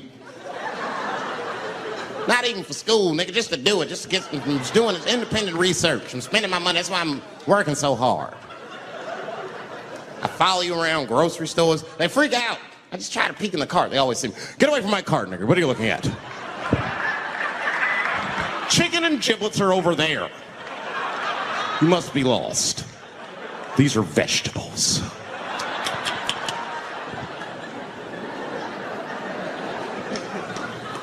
I know what you drink. See how quiet it got? Grape juice. Surprise, motherfuckers, you didn't know I knew about grape juice, did you? Oh, don't play dumb with me. Look at what is it? A lot of black people don't have the privilege of knowing about grape juice because they have grape drink. It's not the same formula that you get. Ain't no vitamins in that shit. You might have one of your black friends over. Todd, would you care for a glass of grape juice? What? Nigga, what the fuck is juice? I want some grape drink, baby. It's purple. I don't think I know what a grape drink is. What? I have some apple juice if you want. What the fuck is juice? I want some apple drink. Scream.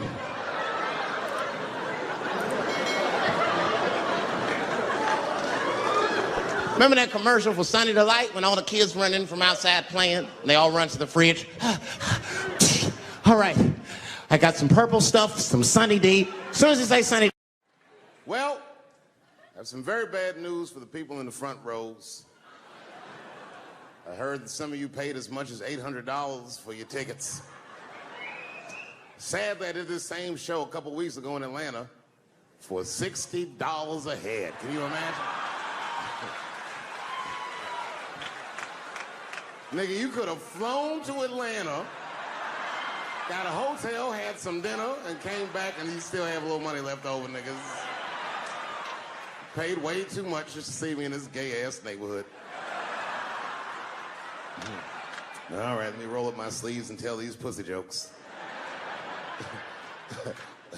Will told me to say there hasn't been this many pussy references in this room since Cats was here.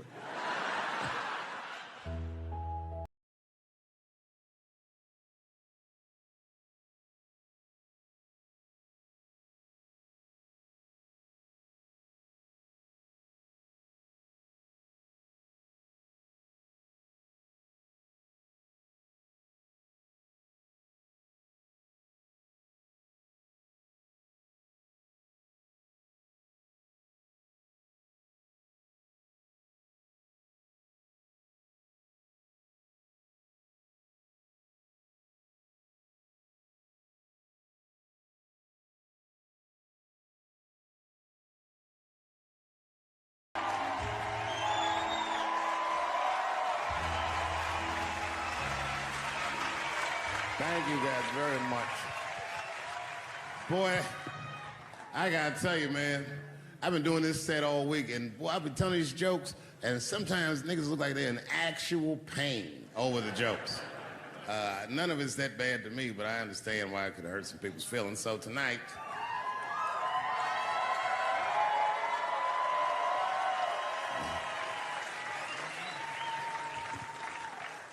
Tonight I'm going to give you an opportunity that I rarely give anybody. I'm going to let you say whatever it is you need to say to my face, or ask me whatever it is you want to know. But there are no dumb questions allowed. If you ask a stupid question, you'll be asked to leave. Nah, I'm just kidding. Go ahead. Everyone relax. Come on. Oh, yes, sir, in the front. 2 questions. How often do you write? And can I have a cigarette?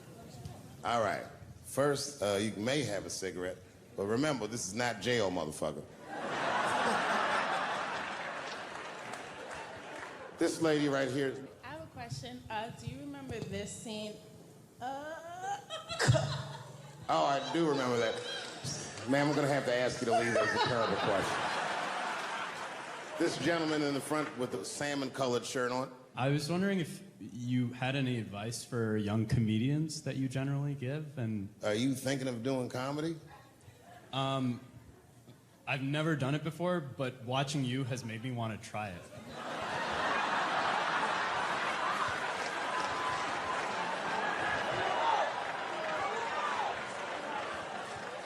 I don't know if that's an insult or not. It's a compliment. It's. I mean, niggas don't say I've never done brain surgery, but it looked a lot easier than I thought. I'm teasing. All right, here'd be my advice. Okay, I don't know how comedians start nowadays, right? But what I would suggest is just start. And once you start, you can't really stop, no matter what happens, no matter how bad it gets, no matter what people say. You know what I mean? Because comedy is weird like that. You know why I hate watching other comedians do comedy? Not because I hate other comedians, but because I love comedy so much. It's like watching somebody else fuck your girl. And I say, fuck her better than that. Yes, you on the aisle up there, the lady with the long... Yes, you, standing up. I see you. My favorite book of all time, The Narrative of the Life of Frederick Douglass.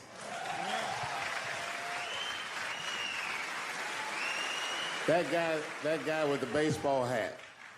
Marry, fuck, kill, Michelle, Rihanna, Oprah. Wait, who's Michelle? Oh, Obama. Well, sir, you're putting me in quite the pickle. I can't say I'll fuck Michelle Obama. That's insane. Well, I guess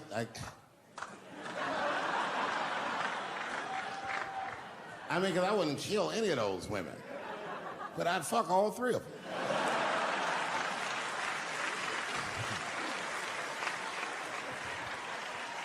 The gentleman in the blue Oxford standing up. Tell us a story with Charlie Murphy.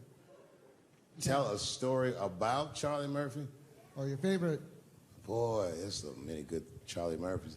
You know, the thing with Charlie Murphy is he used to just make us laugh all the time. And I used to ask him about all the old Hollywood shit I was curious about. Like when they used to accuse Michael Jackson, I remember asking once, I go, Charlie, do you think Michael Jackson actually did those things? And he said, let me ask you a question, Dave. He said, say it is illegal to fuck women. How long are you staying out of jail? So God bless Charlie Murphy, wherever you are. Charlie, I love you. Who do you think is going to win the 2020 election?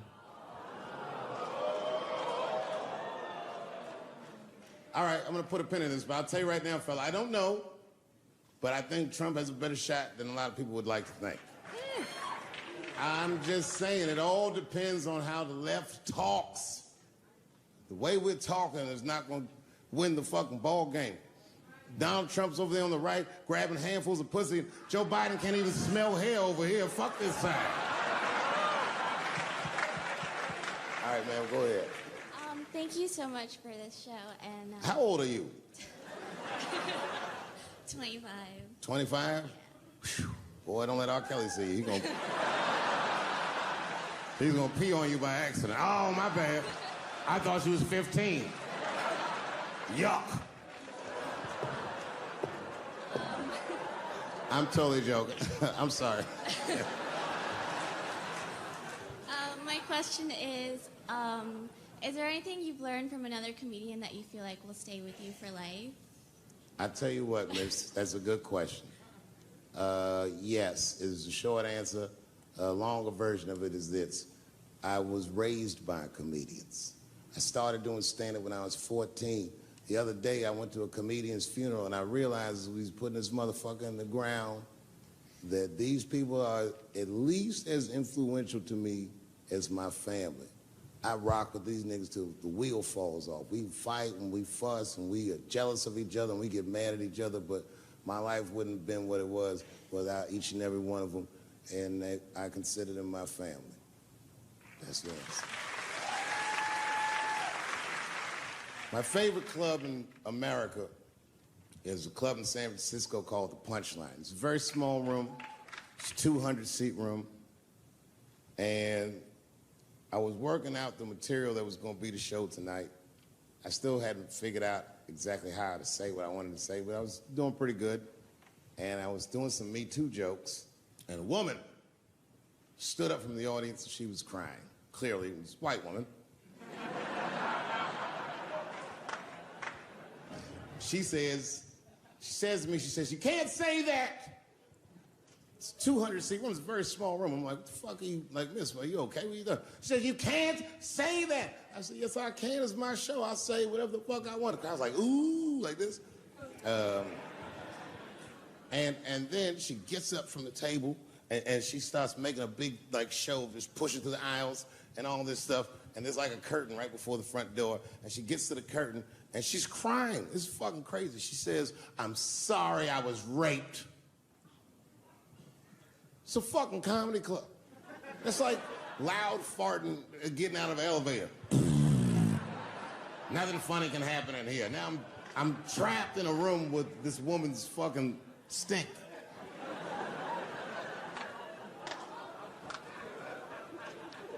And I say, miss, it is not your fault that you were raped, but it's not mine either. Ta-ta, bitch, like this. She storms out. Now the room is very uncomfortable, but I managed to get the crowd back, but I'm like, a little traumatized. Same show, there's a trans woman sitting in the audience. This is a true story. This was like a few weeks ago. I did 6 shows that weekend. This trans woman came to 4 of them. Calls herself Daphne. Man, this chick Daphne was in there cracking the fuck up at everything I said about everybody. It was amazing. She was laughing, and it was fun to watch her laugh. You could tell she was letting go with something that was heavy, and she'd throw her head back, and she'd smile with all her teeth. She was having a great time. And the more fun she had, I felt bad, because I knew I had some trans jokes to unload. And I thought to myself, maybe I shouldn't say these jokes, because I don't want to, like, fuck her evening up. She's having so much fun. But then I thought to myself, well, if I can't say it in front of her, should I say this shit at all? So I let her rip. To my surprise, Daphne laughed harder at the trans jokes than anybody in the room. In fact, everybody in the room would look at her to make sure it was okay. And I got off stage, I was in the dressing room, I was like, man, this is a fucking weird show. I'm sitting in the dressing room by myself just trying to figure out, like, what the fuck just happened out there? Like, why is it that this one woman can't take any of these jokes and Daphne can take all of these jokes? So weird. And then I realized, Daphne used to be a man.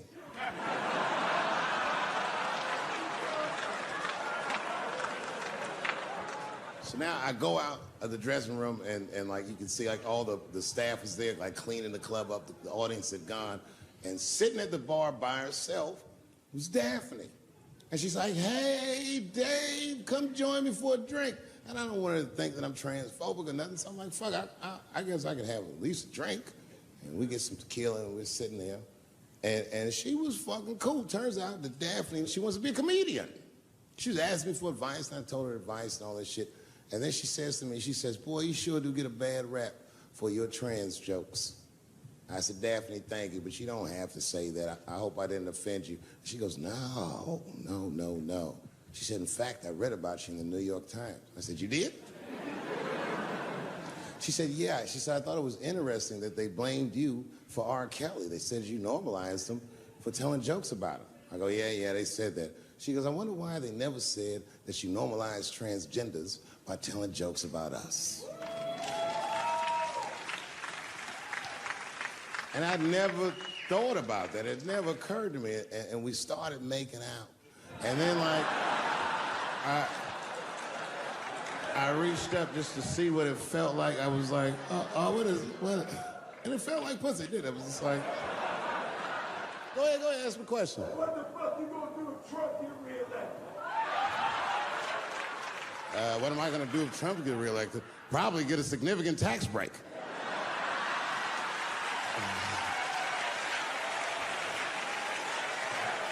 Hey, you wanna know why I don't even talk about Trump in my show? Because that motherfucker is not the hokey pokey. He is not what it's all about. There's millions of people that put him in power, and the ideas that he puts forth are not his own.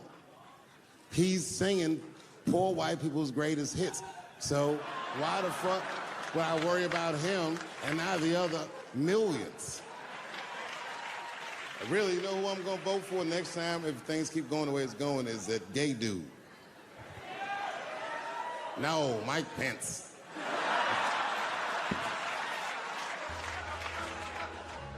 Now, this is the same club, the Punchline. This is 15 years ago, and I had just gotten back from my infamous South Africa trip. And I came to the Punchline just to cheer myself up. It's a safe place where I could tell some jokes. And I find out that this comedian I know, Chris Tucker, who's in all those Rush Hour movies, I find out that Chris is in San Francisco too at some charity event. So I call him, I'm like, yo, I just saw you at some charity event. I said, I'm doing a show at the Punchline. Why don't you come by the club after your event? He's like, cool, Dave. I thought you was dead, nigga. I'll come by. He says, is it okay if I bring some friends? Because, you know, I'm with a lot of people. I go, man, you Chris Tucker. You can bring whoever the fuck you want. And then I show up to the club late that night. And I walk into the dressing room. And sitting in the dressing room is Gavin Newsom, who at the time was the mayor of San Francisco, but now he's the governor of California. And sitting next to him was Kamala Harris, who at the time was the DA of San Francisco. Now she's the senator from California that's front-running on the Democratic ticket. And sitting next to her was Al Gore. It's fucking weird. And sitting next to Al Gore was the guys from Google, Sergey, and I don't know how to say these. All right. And it was Chris Tucker and Ben Jealous, who at the time was the president of the NAACP, who was all just at this big charity dinner, and Paul Mooney was drinking scotch. And we all was just in there. And, you know, first I was a little uncomfortable when we started talking, and we all got along really well. At some point, Kamala Harris she says to me, she goes, you know, a friend of mine is announcing his candidacy for president tomorrow. I went to college with him. I'm like, what? I go, Barack Obama? She goes, you've heard of him? I'm like, yo, I just read about this dude. And she goes, yo, yeah, blah, blah, blah, we talking. She goes, you know what? She says, let's call him on the phone. I said, what the fuck? And she picks the phone up and she dials and she's listening like this. And she goes, it's his voicemail. And she gives me the phone, she goes, leave him a message. You know, I didn't know what to say. I just said what you say to any black dude that's running for president. You know, stay low, running a zigzag pattern, this kind of shit.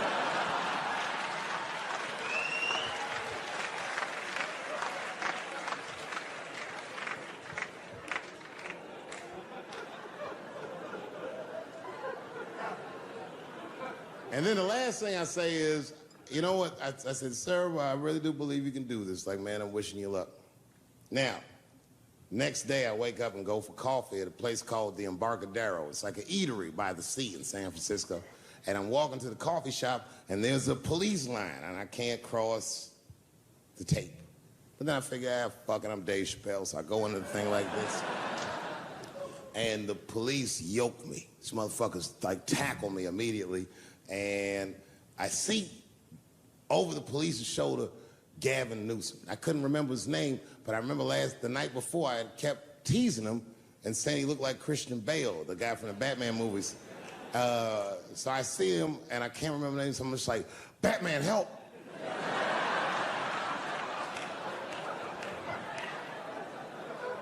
And he stops. He's like, Dave? And then the police see that the mayor knows me, so they're all like, oh, sorry about that. And he's like, hey, back up, everybody. And he just picks me up. He's like, I'm really sorry about that. I'm like, I'm fine, don't worry about it. And he's like, listen, I'm here with Prince. Would you like to meet him? I'm like, I know Prince. That's my nigga. And we go around the corner, and it was Prince Charles, the Prince of England. I didn't know the protocol of meeting royalty. You're not supposed to touch him. I dapped him up like a nigga. My nigga. Just hugging him and shit like this, dapping him up, like this. And that nigga was cool too. I was like, it's really fucking weird. And then I was just out there in the upside down, not having no TV show, trying to figure life out. And the election was going on in the background. And this guy, Barack Obama, was picking up steam. This motherfucker was killing it. And I had a chance to go to the last debate on the Democratic ticket, and I went. It's me and Chris Tucker sitting in Myrtle Beach, South Carolina. It's the last three candidates. It was Barack Obama, John Edwards, and Hillary Clinton. Now, Obama's a lot taller than Edwards and Clinton, and he had the center podium. And at one point, they're all on stage, and they start fussing, and Obama goes, look, none of us are perfect, like this. And his hands was like this, and there was light shining behind his head, and the other two candidates was looking up at the nigga, and I was sitting in the audience like, this nigga looks like Jesus.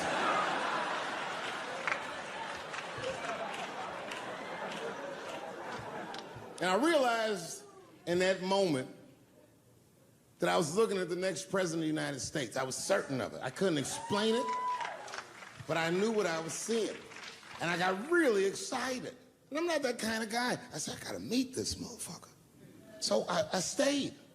They were all on stage doing interviews, and I just waited. I was waiting and waiting, and then John Edwards was done with his interviews first, because everybody knew he wasn't gonna win. And I see John Edwards, and I said, hey, Senator Edwards, I just want to say hi. And that motherfucker looked at me like, I'm like, fuck you, nigga, you gonna lose anyway. And then he left, and then Hillary Clinton just walked by me in one of them Steve Harvey suits.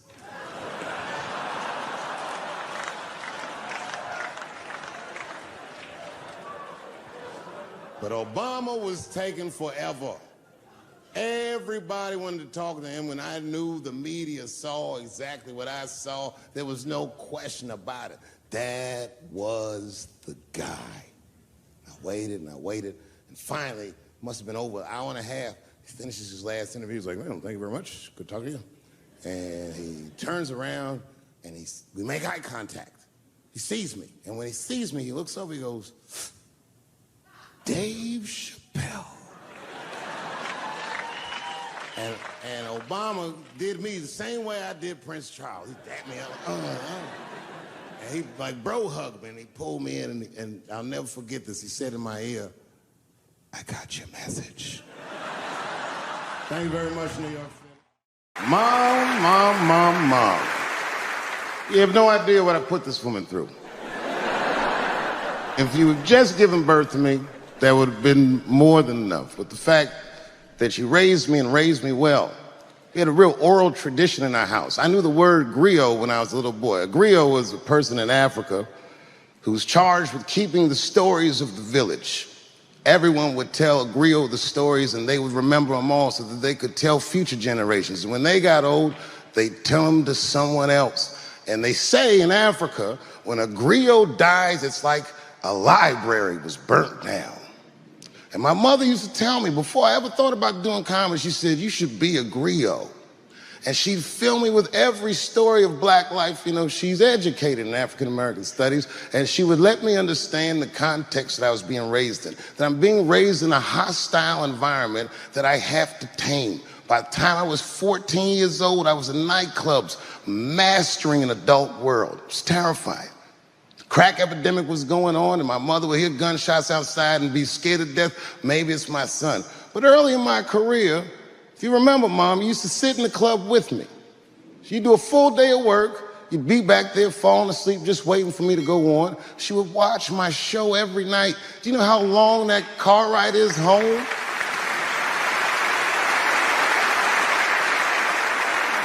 How many of you have ever heard your mother say, pussy jokes were a little too much tonight, son?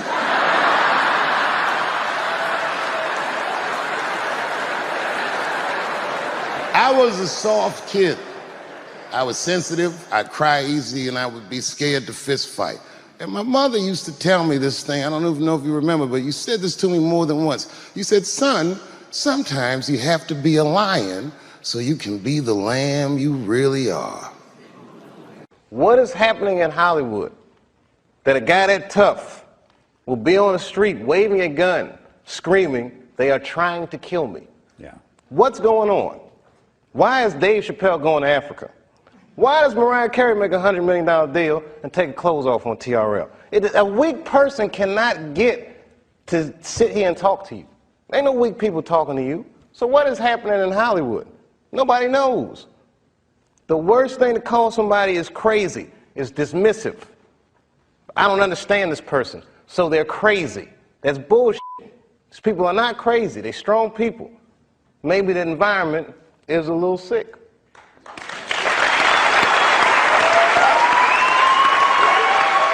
I gotta tell you something, and I don't talk about it often. Have you ever worked all your life for something and have it not work out? That happened to me. It was tough. Think about it. I was gone for 12 years. It's not a little bit of time. It was hell. I watched other niggas that I knew become very famous. I watched the world go on without me. I mourned the loss of it, and after a while, I didn't care. Coming back was terrifying. I understand what I am. I really do, more than anybody. Like when they write about me in history, I'll be dead reading it like, yeah, I knew they'd say that. I swear to God, this might be the noblest of professions. Robin Williams had a bar that I loved. He said, comedy is the only job you can have where you can use everything you know. And that's true. You can use more than you know. You can use what you think. Use it. Don't be afraid. Don't let these bitch-ass niggas button your lip. I watched one of these nature shows one time, and they were talking about how a bushman finds water when it's scarce. And they do what's called a salt trap. I didn't know this. Apparently baboons love salt. Okay. So they put a lump of salt in a hole, and they wait for the baboon. The baboon comes, sticks his hand in the hole, grabs the salt makes his hand bigger, and he's trapped. He can't get his hand out. Now, if he's smart, all he does is let go of the salt. Baboon doesn't want to let go of the salt. Then the bushman just comes, takes the baboon, throws him in the cage, and gives him all the salt he wants. And then the baboon gets thirsty. The bushman lets him out of the cage. The first place the baboon runs to is water. The bushman follows him, and they both drink to their fill. And in that analogy, I felt like the baboon. But I was smart enough to let go. I think that America needs an honest discourse with itself. It's like the greatest country in the world by default. You know what I mean? But we could actually be the greatest country that ever existed if we were just honest about who we are and what we are and where we want to go, and if we learn how to have that discourse. Things like racism are institutionalized. It's systemic. You might not know any bigots. You feel like, well, I don't hate black people, so I'm not a racist. But you benefit from racism just by merit of the color of your skin. There's opportunities that you have. You're privileged in ways that you may not even realize because you haven't been deprived in certain ways. We need to talk about these things in order for them to change. I do the show. I walk down the street, black people like it, white people, the generations, it doesn't matter, because it needs to be talked about. It's like the elephant in the living room that nobody says anything about. So When the Bigsby thing came out, there was a lady from Texas that called Comedy Central, I mean, damn near 100 times. She was furious with me. I wasn't mad at her for being mad at me. It's like, okay, that's good, you know. Not good that she's mad at me, but she's entitled to her opinion. And maybe she's right. I don't know. I just thought it was funny. That's what I did. I'm a comedian, man. That's how I look at the world, and that's what I'm spitting out. So I don't judge people or not like people for thinking. People that I love tell me I go too far sometimes. Maybe I went too far, but I did it. You know. And plus, the only way you know where the line is to cross it. And I think that what is life if nobody's crossing the line? You just want to try to be on the right side of history, and sometimes what's going on in the immediate present is not as important as the long term. The truth is permanent, and then everything else falls by the wayside. I want to say one thing today just made me think about. For all the things that I've done, I'm most renowned for what I didn't do. I've made decisions in my career that a lot of people have called insane. 2004, had a $50 million deal on the table, and in a crisis of conscience, flipped the table over and walked away. Went to South Africa. Everyone said I was running away from the money.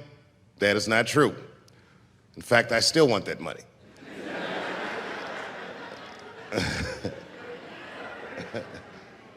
The idea that I wanted to just share with you guys is the idea that sometimes you do what you think is best, whether anybody understands it or not. I heard a story about my father where someone told me he used to do statistics for a company in D.C. The company he did statistics for started doing business with the South African government, so he quit his job. It's caused a lot of problems between him and his wife. It's hard for a man when he can't provide for his family the way he wants to, and he suffered through it. And a generation later, when I had my crisis of conscience, I was able to go to a free South Africa and get away from the heat.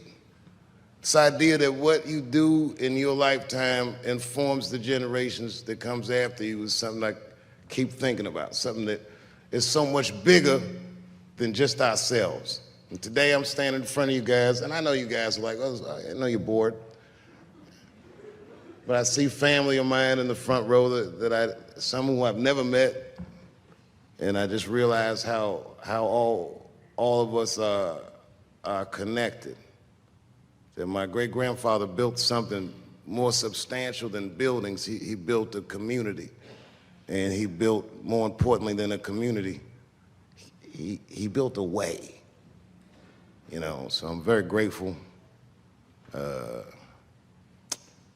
Very grateful. Hello, police. I just saw him saying, you know what I mean? He's standing over like, so this is what black people talk about.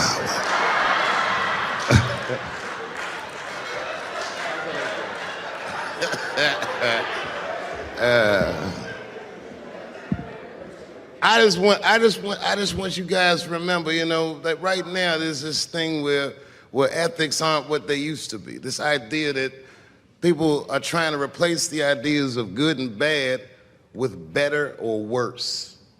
And that is incorrect. You gotta keep your ethics intact because good and bad is a compass that helps you find the way. And a person that only does what's better or worse is the easiest type of person to control. They are a mouse in a maze that just finds the cheese. But the one who knows about good and bad will realize that he's in a maze. So, that being said, I just hope that all of you guys transcend whatever you see as your obstacles, and that you live outstanding lives, and that you stay connected to your communities because you have so much power there, and that you grow your communities and you diversify your communities, and that you don't let anybody tell you you can't or to be afraid. It's okay to be afraid because you can't be brave or courageous without fear. The idea of being courageous is that even though you're scared, you just do the right thing anyway. So in 2004, I walked away from $50 million, and in November, I made a deal for $60 million. So,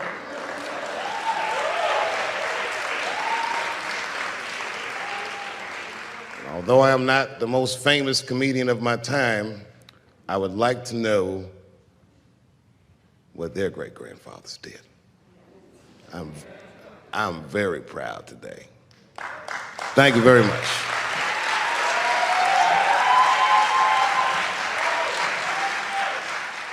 Humanity out of my people. They turned us into beasts of burdens. They made us do their work, and the irony is hundreds of years later, they called us lazy. We fought in the Civil War. We damn near freed ourselves. Then in Reconstruction, black people did great. My great-grandfather was a very wealthy man. But then the black codes came, Jim Crow came, and there was 100 years of unspeakable oppression again. Lynchings, all kinds of terroristic acts to keep us in the margins of society. And yet we still fought. And Dr. King was born. And then things got better. 20 years after Dr. King was assassinated, Michael Jackson was moonwalking on television. Something, something, something, Barack Obama.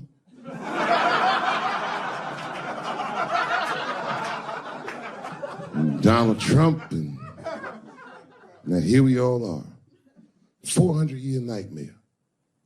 Took us 400 years to figure out as a people that white people's weakness the whole time was kneeling during their national anthem. That's a brittle spirit. That's right, nigga. On the rock, it's regular. Ah! Ah! What are you doing, nigga? Stand up!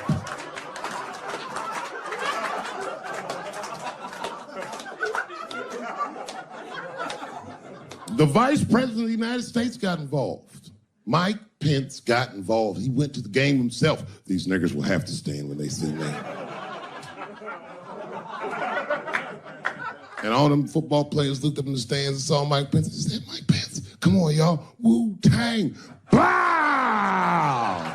Oh! Foiled.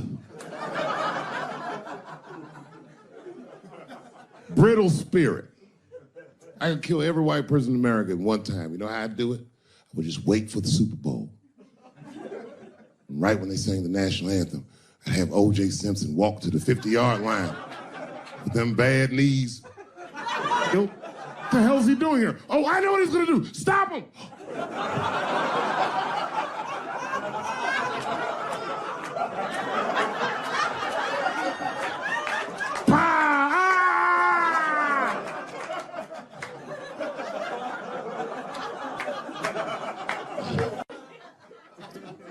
I just want to help. I want to be a good guy. Like, I can't even say the word Me Too anymore. The nigga tonight was like, Dave, I'm going to the comedy club. I was like, I am also going to the comedy club.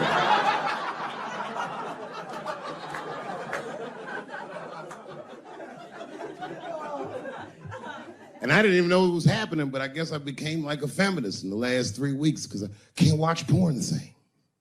Like, I watch it sometimes, but I can't click on these motherfucking thumbnails, not with those titles. Guy crams young girl in the ass with hard right. I can't click on that. Come on, nigga, give me something I can click on. Dude gets sucked off by a midget. Little person, I say to myself.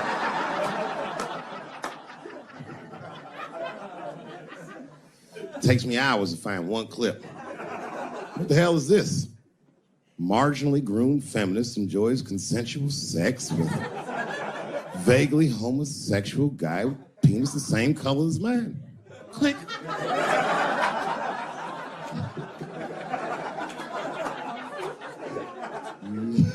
There's a lot of black dudes haven't been getting Me Too. I don't want to jinx myself. You know why, though? Obviously, black women go through the same thing, right? The reason is because black women from slavery won't tell on us because they know that no matter how bad we black dudes are, white dudes are very mean. They're scared to see us get punished. My wife is Asian. She'd tell on me in a goddamn second.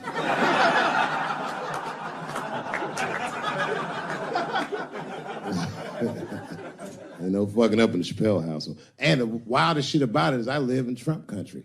I live amongst the tiki torch whites, poor white people. And I'm rich. If it's ever pitchfork time, nigga, I'm in a lot of trouble. And nobody in my family believes me. I be trying to tell the kids, man, we gotta run these drills. They're like, we don't want to run your stupid drills. Too bad, son, you have to. Tiki torch whites come upside, what are you guys supposed to do? Come on, Dad, what are you guys supposed to do? Oh, squint our eyes and stand next to Mom. That's right.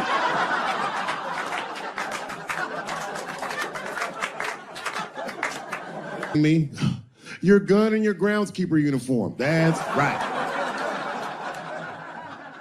I'll go outside and see what they want.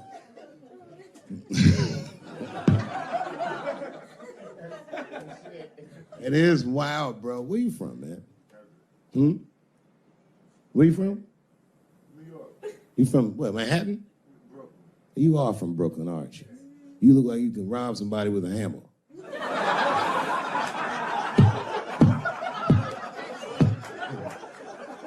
Brooklyn niggas rob you with shit they find around the house. I just got stabbed with a toothbrush. This nigga must be from Brooklyn. You gotta man the fuck up, y'all.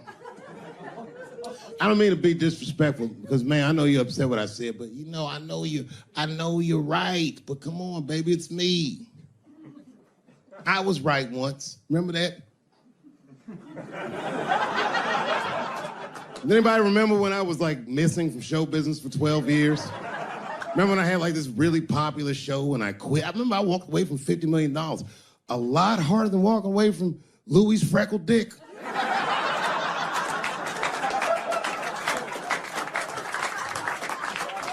I didn't know that I'd ever work again. And yet here I am tonight. Did my dream die? No. I remember that shit. You don't remember that when I quit my show? Remember I went on the way out the door, I said, something's wrong in Hollywood. I believe they said I smoked crack. That's right, I remember. They called me crazy. So really, you know, you're right, ladies. Congratulations. Enjoy it. And they're coming for you, bitches. They're coming for you. There's one person that's uncomfortable. You know who's the most uncomfortable motherfucker in the room? The nigga that's right.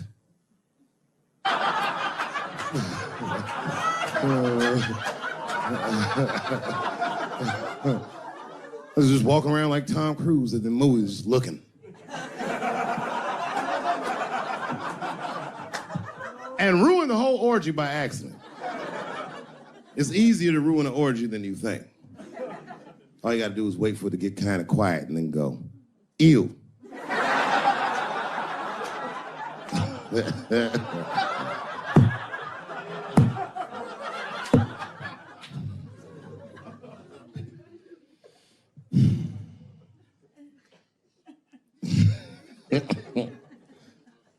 I know I feel bad. But I just feel like this is all happening for a reason. And ladies, I want you to win this fight. 10 years ago, I might have been scared, but you know, I got a daughter now, so if you win, she wins. So I'm rooting for you. And I agree with you. At least ideologically, I do. I don't know if you're doing it just right, but I mean, who am I to say? I don't think you're wrong. I just think that you can't make a lasting peace this way. You got all the bad, but the minute they're not scared anymore, it will get worse than it was before. Fear does not make lasting peace. Ask black people. And that's what it is. What this city really needs, without irony, I'll say this, the cure for LA is in South Africa. You motherfuckers need truth and reconciliation with one another. Because the end of apartheid should have been a fucking bloodbath by any metric in human history, and it wasn't. And the only reason it wasn't is because Desmond Tutu and Mandela and all these guys figured out that if a system is corrupt, then the people who adhere to the system and are incentivized by that system are not criminals. They are victims, and that the system itself must be tried. But because the how systems work is so compartmentalized as far as information, the only way we can figure out what the system is if everybody says what they did. Tell them how you participated. Because men want to help, they're just scared. Because Ben Affleck tried to help. Hey, what happened to these ladies is disgusting. Oh, nigga, you grabbed a titty in 95. All right, fellas, I'm out. Fuck that, I ain't helping. You know, when I was growing up, I was probably about 8 years old, and at the time, we were living in Silver Spring. Yeah. Yes. Common misconception about me in D.C., a lot of people think I'm from the hood. That's not true. But I never bothered to correct anybody because I wanted the streets to embrace me. As a matter of fact, I kept it up as a ruse. Like sometimes I'll hang out with rappers like Nas and them, and these motherfuckers will start talking about the projects. Yo, it was wild in the PJs, yo.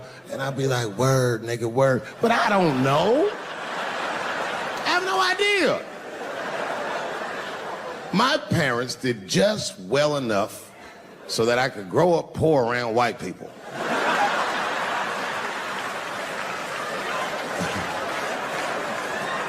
And to be honest, when Nas and them talk about the projects, nigga, I used to get jealous because it sounded fun. Everybody in the projects was poor, and that's fair. But if you were poor in Silver Spring, nigga, it felt like it was only happening to you. I know the pain of that first sleepover at a white friend's house. And you come back home on Sunday and just look at your parents like, y'all need to step your game up. Everything at Timmy's house works. Remember the first time you saw that? In a cold winter, and you'd be at a white friend's house and see the motherfuckers in their living room without their coats on?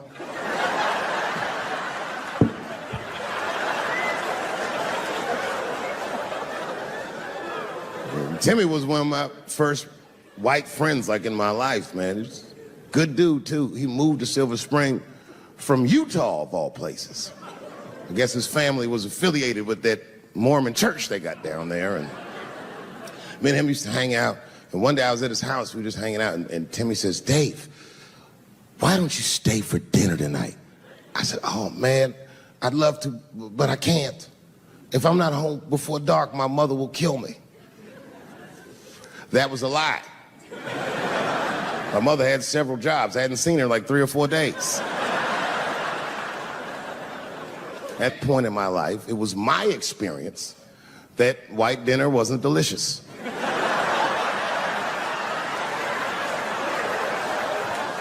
I'd rather go home and fry some bologna or some shit like that.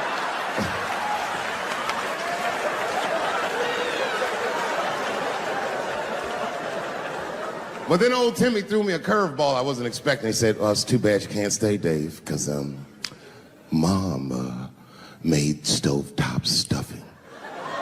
I said, what the fuck, stovetop? Well, hold on, nigga, let me make some phone calls real quick. I had seen that commercial so many times, I had dreamt of getting my hands on some of that stovetop stuffing. And finally, I met a motherfucker that actually had a box of stovetop in the house. I couldn't miss this opportunity, so I pretended to call my mother. And then I came back and I said, Timmy, you're not gonna believe this great news.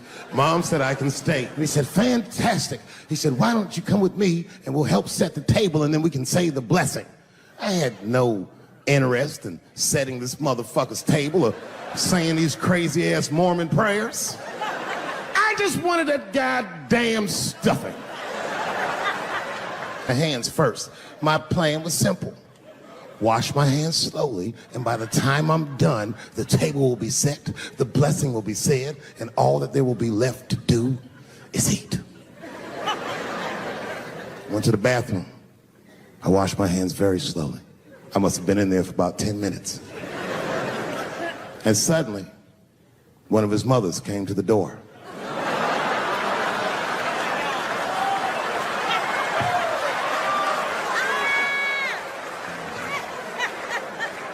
She was like, "Hi, David, right?" I said, "Yes, ma'am." She said, "Timmy tells me that you're planning on staying for dinner." I said, "I hope that's not a problem, ma'am." She says, "No, it's no problem. In fact, we'd love to have you. It's just that we weren't expecting company. And I'm afraid there's not enough stovetop stuffing for everybody." So I kicked her in the pussy. Bam!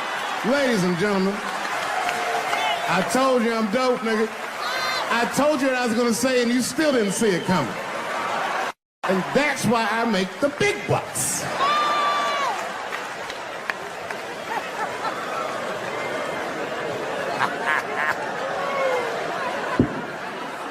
Oh my God. But there's a more important reason that I would stop doing comedy right now. And this reason is the real reason that's been percolating, and it really is the crowd, not you. I'm talking about the crowd on the big stage. It's too hard to entertain a country whose ears are so brittle. Motherfuckers are so sensitive, the whole country is turned into bitch-ass niggas.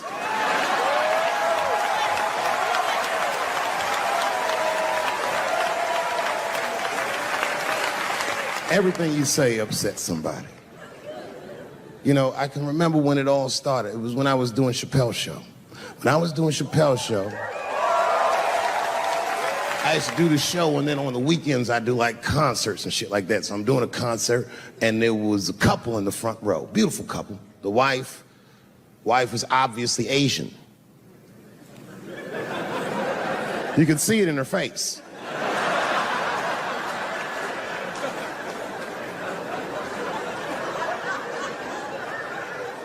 The husband, this motherfucker was mysterious, to say the least. Couldn't quite pinpoint where he was from. Caramel-colored fella, very nice hair, but it could have been from anywhere. Bangladesh, Mexico. I can't guess with a nigga like this. All I knew for sure about this guy is that his wife was a bitch. I could see that in her face, too. No, he was laughing and having a good time, and she was scowling at me at a goddamn comedy show. I couldn't figure it out. And then I realized at some point that she was pregnant, and I was smoking on stage. I said, "Oh my God, that's probably why she's mad." So I started to put my cigarette out, but then she hit me with one of them fake non-smoker calls. So I just kept smoking. I thought to myself, bitch, that baby will be fine, relax. And I tried to break the tension. I just asked her. That's all I said. I go, "Hey, where are you guys from anyway?" And I could tell that she was on to me. She goes, very condescendingly, she says, "I'm from California. If you're asking my ethnicity, I am Chinese." He was like, "I'm Mexican, bro." I said, "Well, I'm sorry if I offended you by asking, but you're a very beautiful couple. And miss, there's no question that you're going to give birth to the hardest working baby this world has ever seen."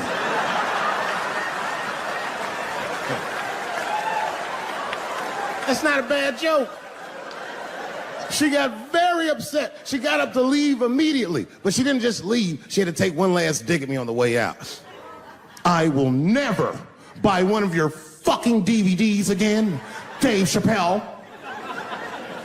I said, "Ma'am, with all due respect, Chinese people don't buy DVDs."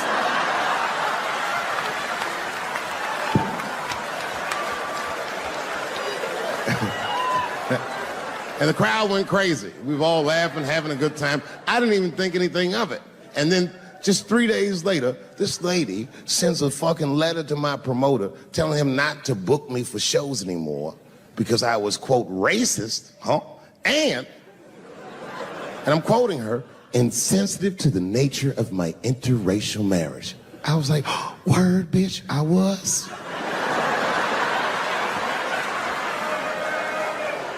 if she would know that I myself am in an interracial marriage. That's right.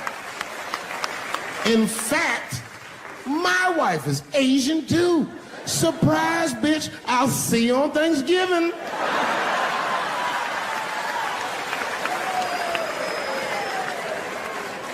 But my wife's not Chinese. She's Filipino. That's right, that's right. And our kids are Puerto Rican somehow, so there you go. But I don't give a fuck about interracial marriage. In fact, you know what? My mother is half white. A lot of people don't know that. Well, all right, you were a little too excited, but okay. A lot of people don't believe me when I say that, but it's true. You can't tell looking at me, but if I grew my hair out, you would think you was at a fucking Cat Williams concert. My shit is beautiful. We'll slap him at the house. That wasn't even the gangster part. The gangster was sat down and enjoyed the rest of the show.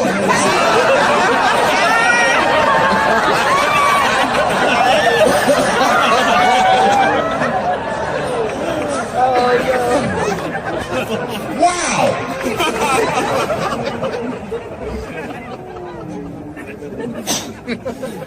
That was a tough one.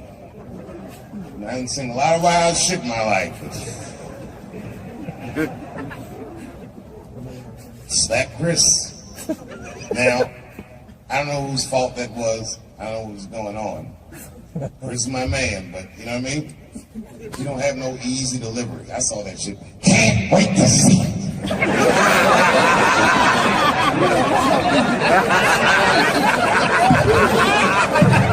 Can't wait to see it. The nigga was laughing at first.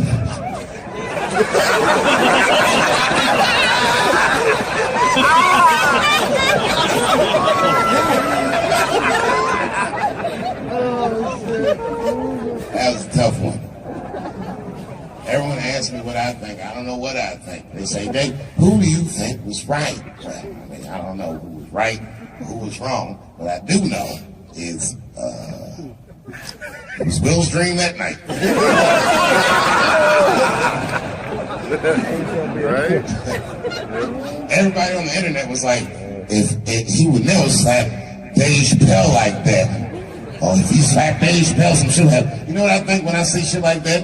Shut the fuck up. You're gonna get me slapped. He look like he slapped anybody. The fuck was that? Movie star slapping. That slap was wild. The war in the Ukraine stopped for 3 minutes when they our ancestors were picking cotton in Georgia like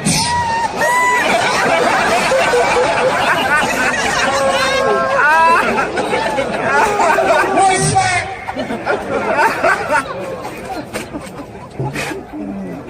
I don't think I've seen anything like it.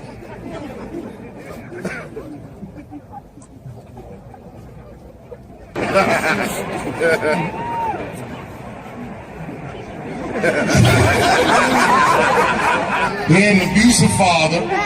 He survived that, found rap music, became the first rap artist to ever win a Grammy, and then seamlessly made the transition from rapping to acting with The Fresh Prince of Bel-Air. Bit of a break from the norm, just a little something to break the monotony of all those hard. Transgenders are gangsters. I used to do business with a transgender in Hollywood.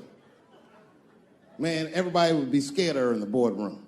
She'd walk in there, newly minted woman, high heels, purse. Wouldn't say anything to us, just walk around the conference table looking mean as shit.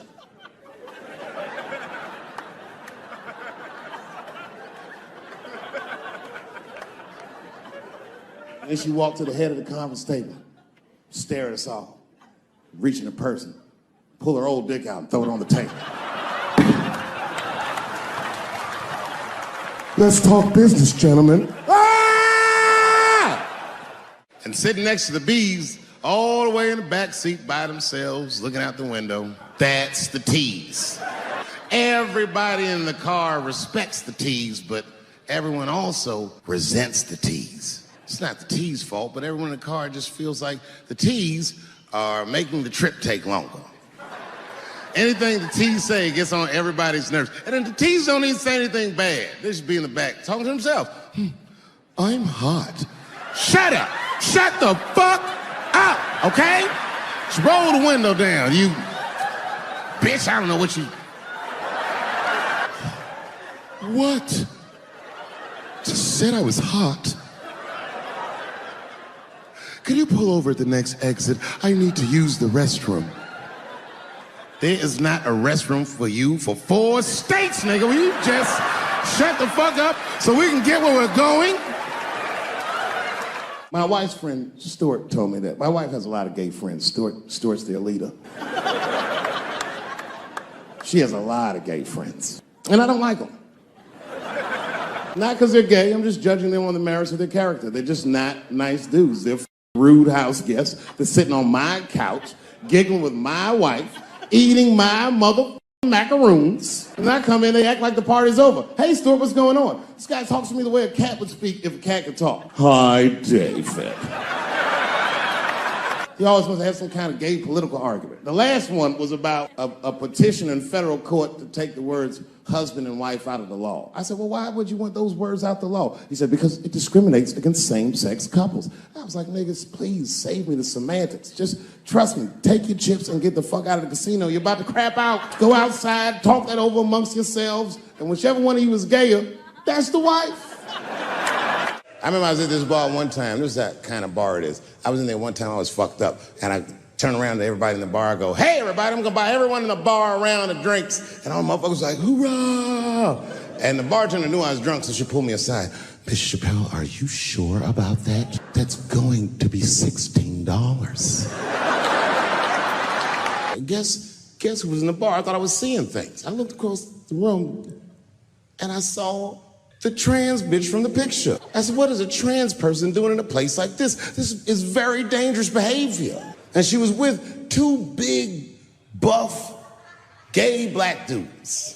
I didn't know these dudes, but I know they was gay. If they had a dick in their mouth, they wouldn't look any gayer than they did just sitting there. They had 1980s gay face. You know what that is? Remember in the 80s when gay people looked surprised all the time?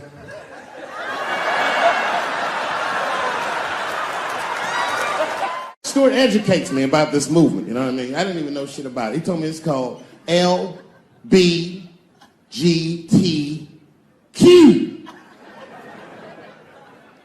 I was like, what the fuck is the Q? Does that even make sense, Q? Turns out Q is like the vowels. That shit is sometimes Y. It's for gay dudes that don't really know they're gay. You know what I mean? Like prison fags who are like, well, I'm not gay, nigga. I'm just sucking these dicks to pass the time. I'm not G, I'm Q. Ugh. And now we get to the core of the crisis. What is a woman? What is that in this day and time? Is there even such thing as a woman or a man or anything? Seems to be a question nowadays. Now listen, women get mad at me.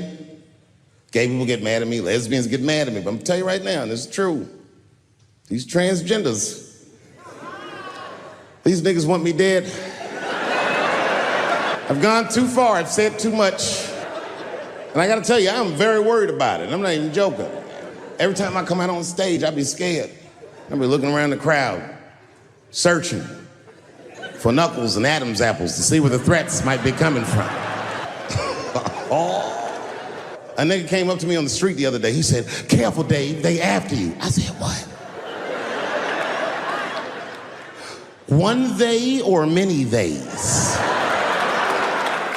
And if I were to be brutally honest, the only reason I ever been mad at the transgender community is because I was at a club in LA and danced with one of these niggas for 6 songs straight. I had no idea. And then the lights came up and I saw them knuckles. I said, oh no! And everybody was laughing at me, hi, world star.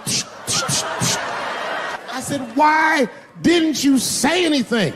Then I heard that sultry voice. I didn't say anything, Dave Chappelle, because I was having a wonderful time, and I wasn't sure how you'd feel about it. I said, you knew how I'd feel. And she said, I'm going home. I don't want any trouble from you. I said, home? It's only 2 songs left. I mean, we might as well finish the night. And we ended up having breakfast together. Everybody's mad about something. Recently, I got attacked online by some gay bloggers, and it hurt my feelings. I have no problem with gay people, but I fucking hate bloggers. I'm not saying it because this person was gay. They was just acting like a bitch online. They was like mischaracterizing my jokes, trying to make a point off of me, when it was really, it's like, yo, I'm your ally, motherfucker. I'm not trying to stop gay people. I got better shit to do. This motherfucker was saying things to try to get gay people to beat me up. Seriously, he was like, Dave Chappelle's jokes. I don't know how he actually talks when he's making his voice up. Dave Chappelle's jokes were an affront to the manhood of all gay men. What the fuck does that mean? I didn't say anything that would allude to gay men not being men. I know you men. In fact, what could be manlier than fucking another guy in the ass? It's the most gangster shit I've ever heard of in my life. I told you I'm not cut out for that. I'm a pussy. I said, I have a superhero idea. He goes, really? I go, yeah, he's a gay superhero. He was like, really? What's it called? Huh? Oh, it's called Same Hero, New Boots. It's about a gay sous chef in San Francisco. He gets bit by a radioactive rat on his shift when he's taking out the trash, and is blessed with powers beyond his wildest dreams. Supersonic, gay kind of powers. And he starts saving everybody in San Francisco. But at first, he only saves gay people. Later, he saves everybody, and the whole city just falls in love with him. The only problem is, no one remembers him when he saves them. Well, I don't understand. Why wouldn't they remember him? I said, because, dummy, he's gay. He keeps changing his outfit. People come up, thanks for saving, mister. What's your name anyway? And he's like, same hero, new boots. And emotions. You think I hate gay people, and what you're really seeing is that I am jealous of gay people. Oh, I'm jealous. I'm not the only black person that feels this way. We black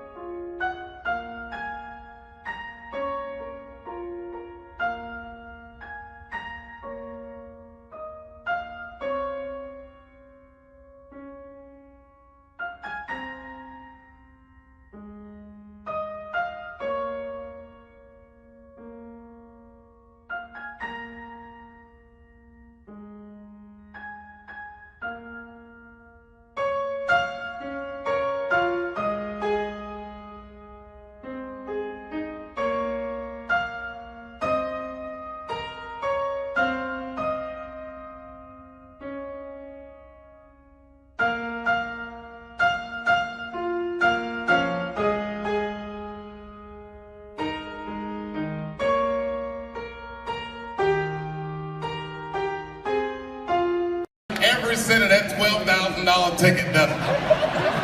That's fantastic. Well, it's a pleasure to be here at the Illuminati bake sale or wherever this thing is that I'm at.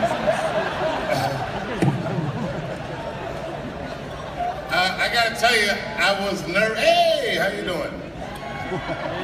You know, it's funny when you see a black person in a room like that, and you're like, oh, she owns BET.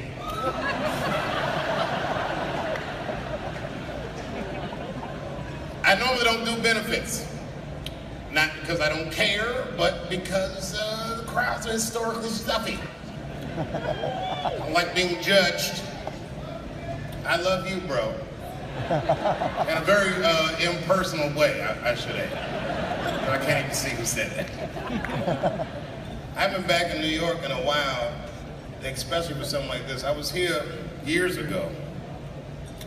And it was one of those times my wife was mad at me because I had said something terrible. These things happen in a marriage.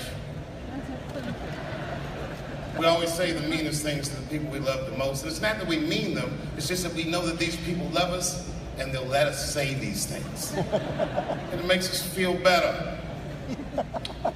So this particular time I was in town for a protest. It was during Occupy Wall Street. I wasn't here for Occupy Wall Street, I was here for a lesser known protest called Occupy Luxury Suite. It was day 6. I was bored, it was late in the afternoon, so I figured maybe I'd call some of my friends in New York and tell them I was in town, have a nice lunch. And I did. I called them up, we had made plans, and then I went outside to catch a cab. And that's when reality set in. I'm still black in America. It was 4 o'clock, it was hot. You know how New York gets in the summer when it's hot? It was that sweltering, do the right thing heat. And I'm standing out there trying to catch a cab, and I can't catch a cab to save my life. But then I remembered I was staying in a luxury suite, and there's a guy there that's supposed to help me out. So I go to him, and I say, sir, I'm having a very difficult time catching a cab, and I'm gonna get to the hotel. And he said, Mr. Chappelle, absolutely. Why don't you wait in the bushes, and we'll get a cab for you. And I said, that's a great idea. So I hide in the bushes, and I'm waiting for this guy to catch a cab, and it's taking him a long time too. And while I'm waiting, I see a homeless guy. I'm assuming he's homeless. He looked disheveled, and he was digging in the trash, but very deliberately, not an idle sifting. This guy was on a mission. He was digging in the trash real hard, and I was staring at him, not in a judgmental way. I was just looking at him like, damn, this guy's really digging in the trash. And as I said it, it was as if he heard me. And he looked directly at me while I was hiding in the bushes. And then he started walking directly towards me. And as he got closer, I could see that he recognized me. I could see him put my name together. Oh, not Chris. And as I got closer, on his face I saw hope and desperation. When he got real close, I couldn't take it anymore. It was too intimate. I screamed at him. I jumped out of the bushes. I said, don't come any closer. And he said, I just need some. I said, don't even finish that sentence. Get away from me. You stink. You stink, I said. And he looked at me and I saw fury in his eyes. And then I saw hurt. And then I saw resignation, like he remembered something. And then his eyes just drifted slowly down to his own tattered shoes. And instantly, when I saw that, I felt so much better. Just then my cab came and I jumped in my cab. I went uptown to a restaurant called Italy. It was fantastic. I highly recommend it. They serve huge portions. I couldn't even finish my lunch. And they comped my lunch. And then I was uptown, so I figured I'd do some shopping. And I did some shopping uptown. And then there I was in Columbus Circle, trying to catch a cab downtown. And again, racism reared its ugly head. I couldn't catch a cab downtown. And then I remembered, holy shit, I have $5 grand in cash on me. So I went across the street to Central Park South and I caught a horse and buggy all the way from Central Park South back downtown. to the village. It was beautiful. By this time, the sun was setting, and there was that orangish, purplish glow in the sky, and I had a blanket over my lap, concealing an erection that I had for absolutely no reason. It turned out to be a wonderful day. Then I got back to the hotel, and I guess who was across the street? The same homeless guy that I had seen earlier. And to be honest with you, the sight of him disgusted me. I ran to the hotel door, and the only thing that stopped me was I saw my own reflection in the glass.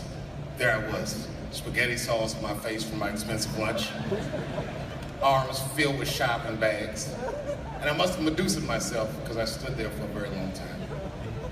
And then, the story's going nowhere, but the guy that helped me earlier saw me and he said, Mr. Chappelle, are you okay? Do you need some help with your bags? And I said, no, I don't.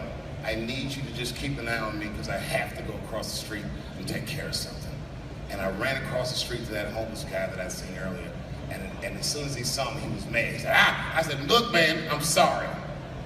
That's why I came over here. I just wanted to let you know that it was wrong for me to say that. And to be honest with you, I couldn't even smell you when I said it. I didn't know that you stunk, but you do stink now that I'm close. And I just wanted to let you know that I was wrong and I'm sorry. And his eyes softened. Now I couldn't see any anger or anything. Matter of fact, I couldn't even read his expression. He just looked at me for a long time. It made me very uncomfortable. They said, you know, deep down I think I'm around this area because I was hoping that I would run into you. I was gonna punch you in the stomach. It takes a real man to know when he's wrong. It takes a bigger man than that to admit that he's wrong. And you coming over here and apologizing to me, he said, that's no little thing, young man. And I accept the apology. And I said, well, thank you very much, sir. And I don't mean this in a bad way, but I had a wonderful day today. I said, it was a beautiful day. And the only time I felt bad all day is when I thought about you. And he said, that's fucked up. I said, I know.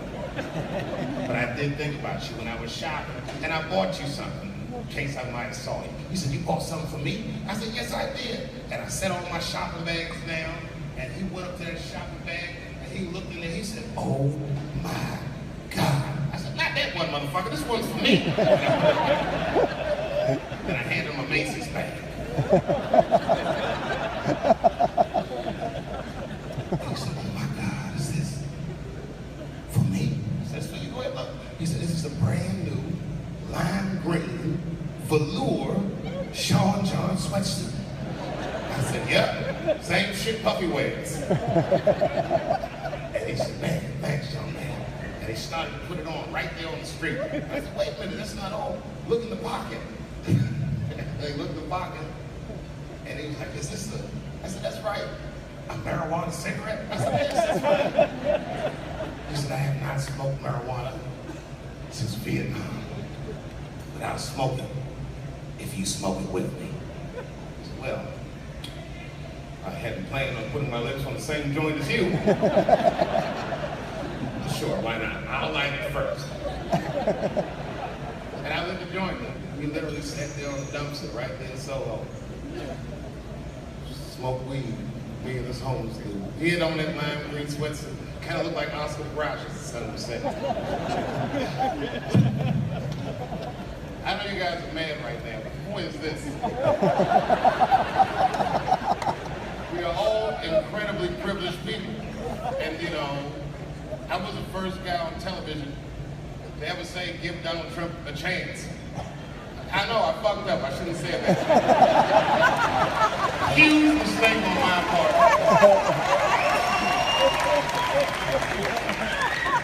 It's going worse than I ever dreamed it would go. It really is going bad. I think he's in trouble. I think, like, I'm worried about his well-being as a dude. He doesn't seem like he's... The guy held a press conference where he asked the media to stop finding shit out. I said, no. I don't think that's gonna work. You ever see that press conference? You don't know how scary the things that I see in my briefings are. I don't think you're supposed to tell us that, sir. Tell us that shit is scary. Who does that? Even as a parent, do you do that? So the kids saying, hey, little man, look, I'm 3 months behind on the rent, and I'm worried this month. I don't know if it's gonna work out. Go to school and have a productive day.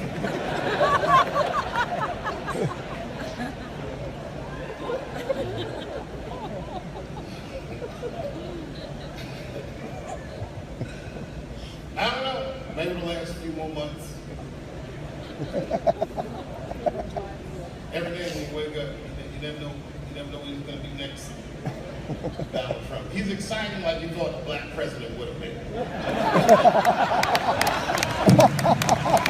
He's action-packed in a way we never dreamed the president would be action-packed.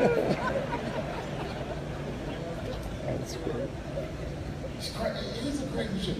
Donald Trump said we should not let any Muslims into the United States until we can figure out what's going on. And I think that's way out of step with the way people feel in America. Am I wrong on that, or was it me?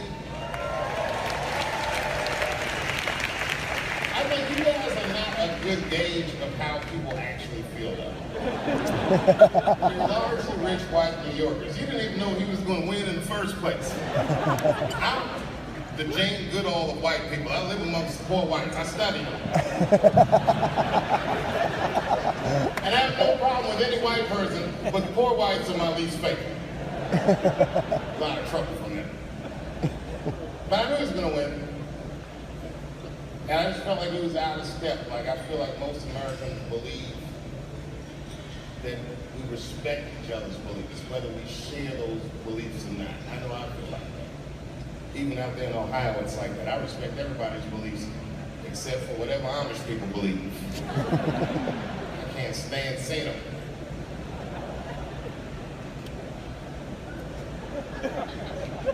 See, I took a long pause because I meant that shit. I don't respect those beliefs. I was driving down the street and I stopped my Porsche whenever I see them horse and buggies. All the Amish people know me, not from television, just because I stop every time I sing. Ezekiel. He says, get away from me, E. Ezekiel, come on, bro. Are you sure? You sure God doesn't want you to have any of this technology? He said, you tried to tempt me like the devil. Devil! I'm trying to put you onto the game. I just went 30 miles in 25 minutes. It's a big world, Ezekiel. You don't even know what the weather's going to be tomorrow, do you?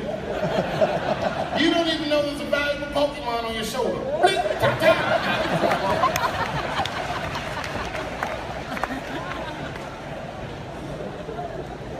I mean, don't let any more Muslims in the country until we figure out what's going on. I already know what's going on. It's like 17 mass shootings in the United States. 4 of them were done from Muslims. 7 of the countries that are banned have none of those 4 people from them. The other 13 shootings was done by crazy white people. And you don't see us banning white people from benefits to keep the rest of the audience safe.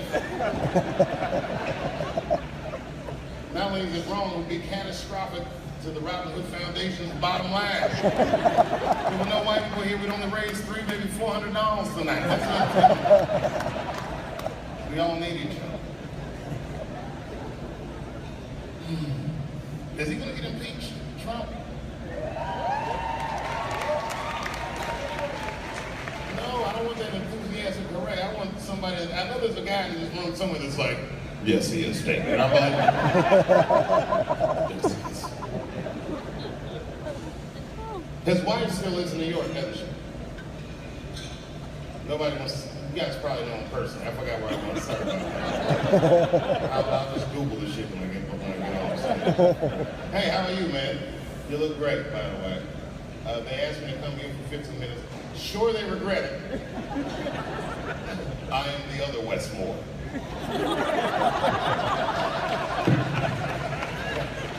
I read that.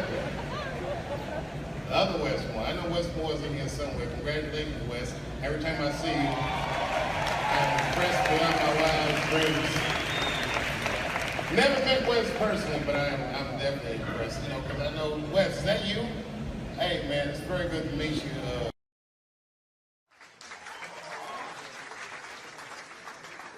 All right, here's the story. I started doing stand-up comedy when I was 14. I'll never forget the first time I was on stage. The guy that introduced me was a guy named J.T. Newton. I'm 47. I can close my eyes and remember the introduction like it was yesterday. It went like this. Ladies and gentlemen, this next young man coming to the stage is starting his comedy career tonight. Who knows? We may be witnessing the birth of a star. Please welcome David Chappelle.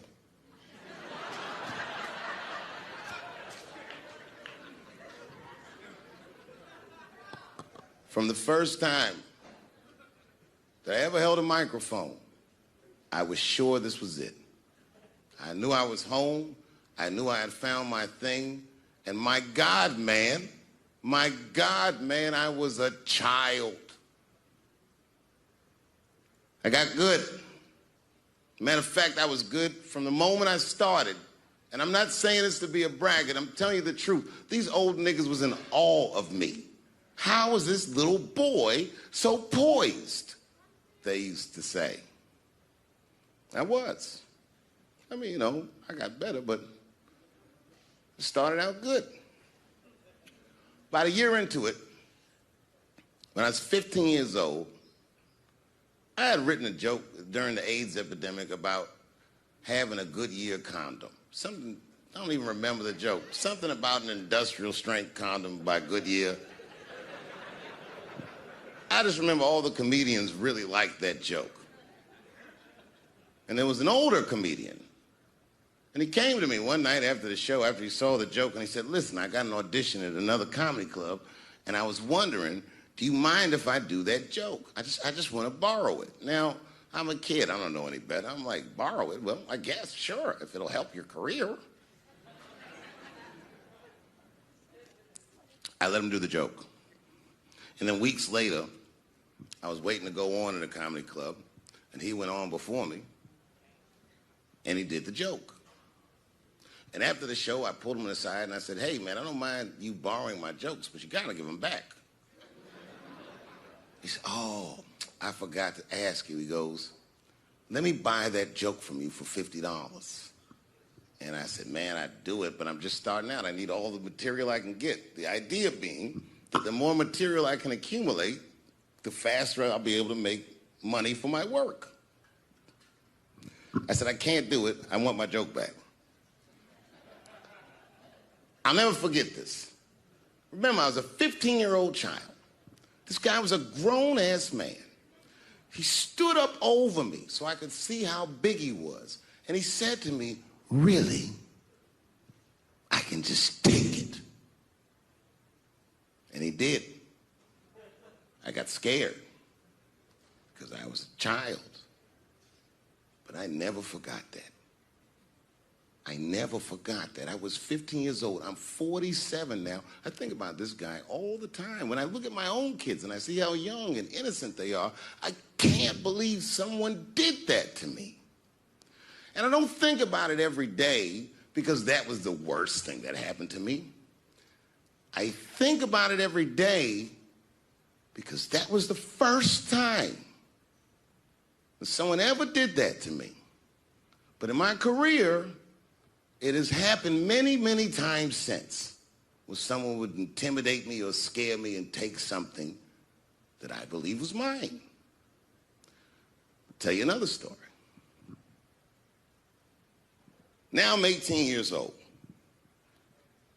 I'm living in New York City, and I just finished my first road tour, which was a very difficult tour. I'll spare you the details. Now I'm back in New York, but my rent is paid, thank God. And I have $60 to my name, and a woman that I had met in Pittsburgh, a bad Dominican bitch,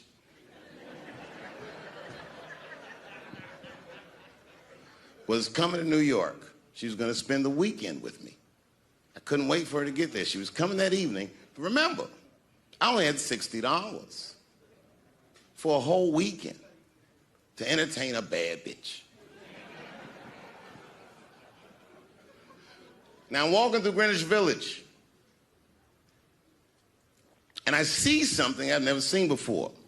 3-card Monte. You know what that is? Yeah, the guy had the whole thing. The table was set up, and he had the 3 cards, and the crowd was hooting and hollering, and he was like, find the red card, find the red card, and people were playing. Sometimes they win, sometimes they lose, but it was really exciting, and I'm standing there watching it, and I noticed while I'm watching them play this game that the red card, the one you're trying to find, had just a little bend on the corner. And I'm watching it, and I'm like, yo, this guy doesn't seem to know that red card is bent. I'm gonna beat this motherfucker. And I walked up to the table, and I said, let me play a hand. And I put my last $60 on that table, and he starts to shuffle and find the red card, find the red card. And I kept watching that bent card go around the table, make sure I kept my eyes on that bent card. And when he stopped shuffling, and he said, find the red card, I pointed to it with confidence. Here it is right here. And he flipped it over, and it was black. And he took my money. I couldn't fucking believe that. How did this nigga do that? Was that magic or sorcery? I was confused. So you know what I did? I sat there, and I watched him for a real long time play the game. And I realized that all those people who was doing all that hooting and hollering and betting, my God, they were his friends. They were in on the whole thing. I felt so wronged. I felt so stupid. And then the next sucker came up to the table and was about to put his money down. And I said, fuck that, man. Don't put your money there. All these niggas is in on it. It's a trick. And when I said that, the guy that was dealing, and this motherfucker was huge, snatched me up by my collar. Feel how strong he was when he grabbed me. I was a skinny little guy. And he was gonna maul me. The only reason he didn't, I'm sure, is because he saw the fear in my face. And that fear, he looked at me. I saw his eyes go from hard to soft. He softened. Then he looked at me like the way a father would look at a child.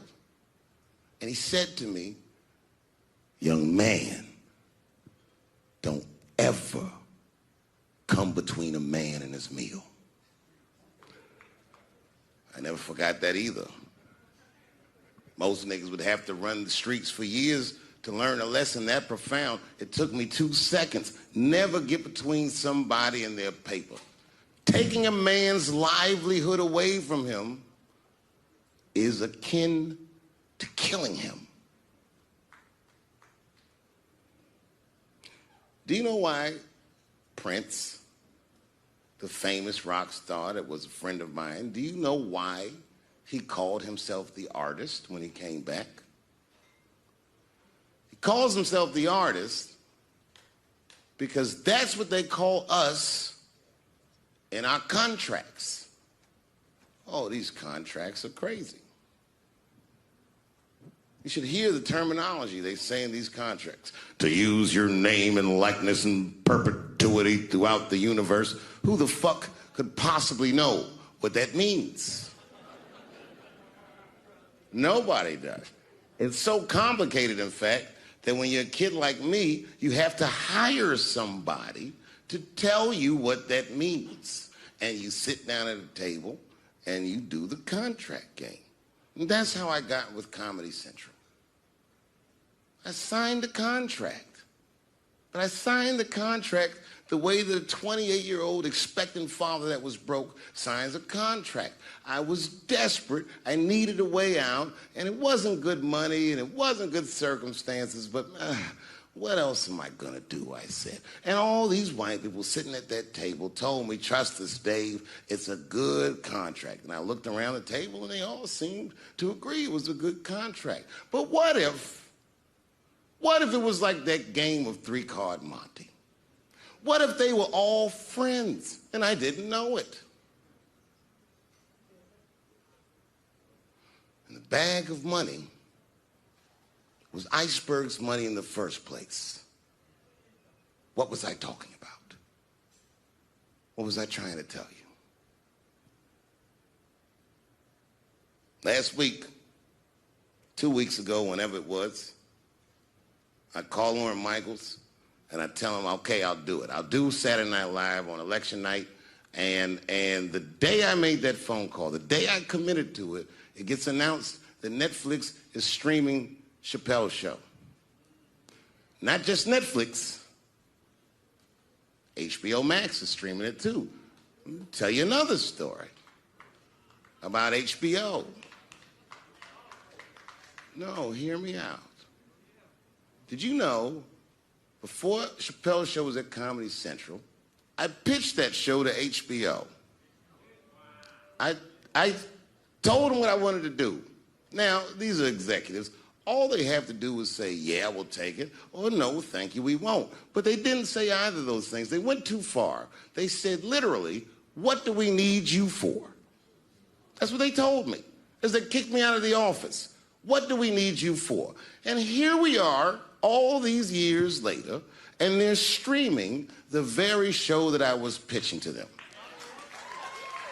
So I'm asking them, what do you need me for?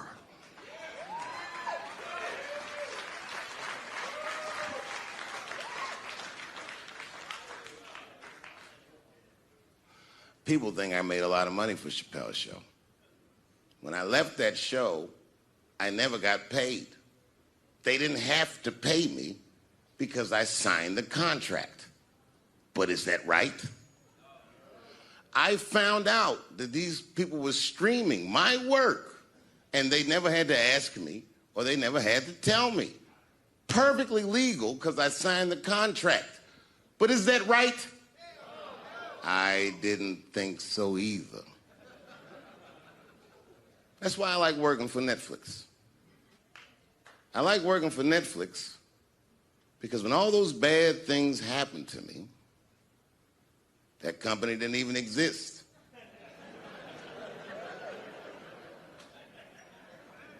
And when I found out they were streaming Chappelle's show, I was furious. How could they not know? So you know what I did? I called them and I told them that this makes me feel bad. And do you want to know what they did?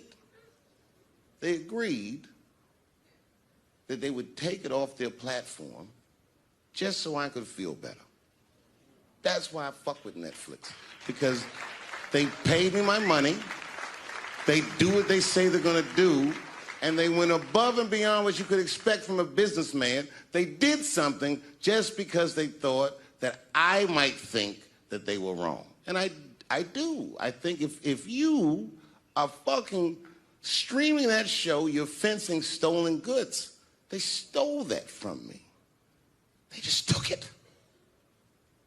And I'm not up here trying to tell you guys that I believe that Comedy Central gave me a raw deal just because I'm black. I believe that they gave me a raw deal because this fucking industry is a monster. It's the same monster that these Me Too bitches was trying to tell you about. But they hate the monster for how it fucks. And I hate that monster for how it eats. But my God, man, it's the same monster. When I quit the show, all my friends would say, well, fuck them, Dave. Why don't you just do Chappelle's show at another network? Yeah. And why doesn't a slave run from one plantation to another plantation? Because the master over there might be nicer.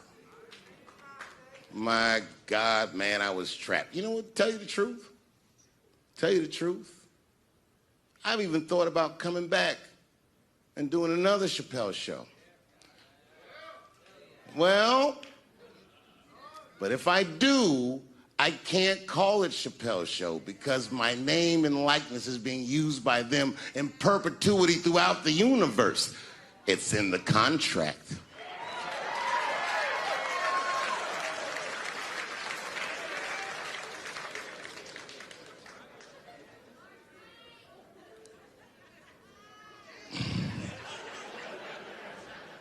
You're not supposed to do this in my business.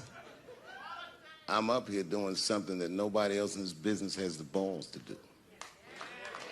I'm telling you something that you need to know. I'm trying to explain to you what you're seeing. You don't understand what you're seeing. I am publicly flogging a network. And I know that this network niggas, they watching me and they saying, why are you doing this so publicly? Doesn't feel good to be flogged publicly. Oh, believe me, I know. I know exactly how that feels. When I quit my show, they said I was crazy. What was crazy about it? I just didn't want to do it anymore. They said I smoked crack. That's impossible. I was a devout Muslim. I didn't smoke or drink. But I do now, bitch, because you ruined my fucking life. Now it's their turn. This is their first nigga lesson, and I'm honored to give it to them. They're gonna pay me for this show. I called my agent. I said, is there anything I can do about this show? And he said, no. Well, fuck you too then. If you want something done right, I guess you got to do it yourself. So I'm not going to the agents. I'm coming to my real boss. I'm coming to you. I'm begging you. If you ever liked me, if you ever think there was anything worthwhile about me, I'm begging you. Please don't watch that show. I'm not asking you to boycott any network. Boycott me. Boycott Chappelle's show. Do not watch it unless they pay me.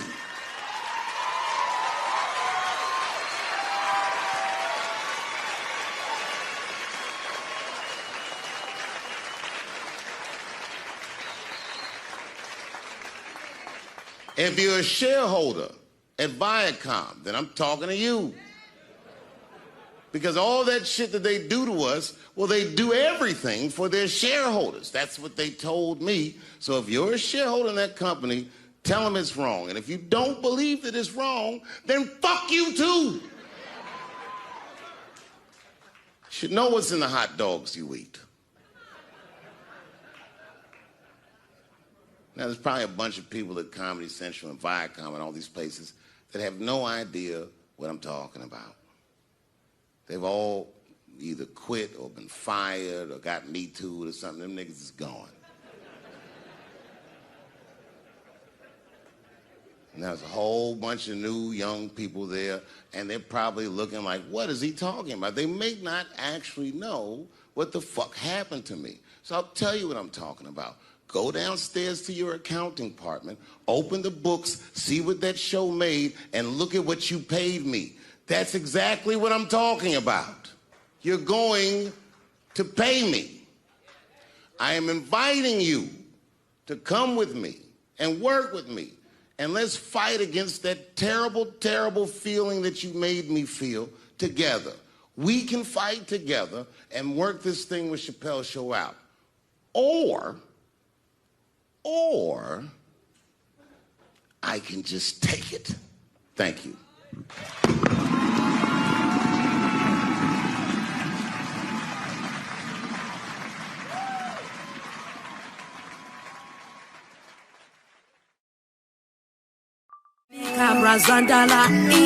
Jesus.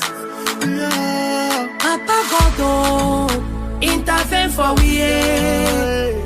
Do for we as you do for the Israelites. The way who they suffer, in their life say you don't forget we. Papa God, intervene for we. Orphans are crying, widows are crying, fatherless children are crying, the less privileged are crying. Oh, may we pray. Oh, may we pray. Northwest and Southwest, when I come together, may we pray. Oh, prayer is a key. Oh, yeah, yeah, yeah. Oh, may we pray. Oh, may we pray. Oh, may we pray. Oh, may we pray. Oh, may we pray. Prayer is a key.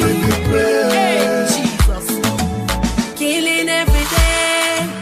We are killing ourselves. Every day now, bum, bum, bum, bum. Every time now, to. Oh, we don't tire.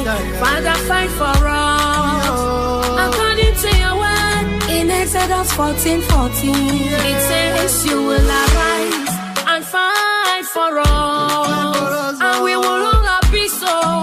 Papa give us victory. If you go for Munyenge, everybody then are for bush. Munyenge know the exist, oh. I can know. You go for Papa, all houses they don't burn them down. We'll be render homeless. Hey, yeah. You go for a corner, they the program from house to house. Anybody that meet up a more, ya name not die. Now wait till we do. Now wait till Bambenda them do. Now wait till we do. Now wait till Westerners do. Everybody don't run yo because of wuru wuru. Everybody don't run yo because of pop. So many don't go next time. Hey, yeah. So one day for refugee camp, for every nation for this world. When you go there, you go see them. So one day for street. So one day they sleep for motor for Nigeria. You go see them there. Papa God, oh when Gazume, yes so we're a wow. Oh make we pray, oh make we pray, oh make we pray, oh make we pray, oh make we pray, oh make we pray. Prayer is a key. Hey, Jesus.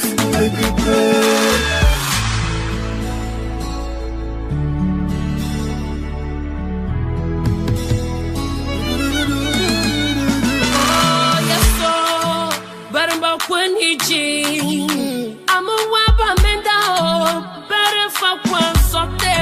I am yes, better for one baba. I'm a way pona, chiwa more chubangrege. I'm a yana wamunenge, Buffaton and never jimashi. I even in work, papa, and never jim Buffatono. Masuna Patiko, and Nijima make oh, yes, so we're a wow. Yes, so we're a wow. Kaya we're a wow, baba. We're a wow. Yes, so we're a wow. My village, my gym got southwest and northwest. Buffatona she, Buffayadame. Yes, so we're a wow. Berenbung again. My year born by Gung again. And when I Gung again, and when I survive. Yes, so Christo. Papa, we're a wow. We're a wow. Papa, we're a wow.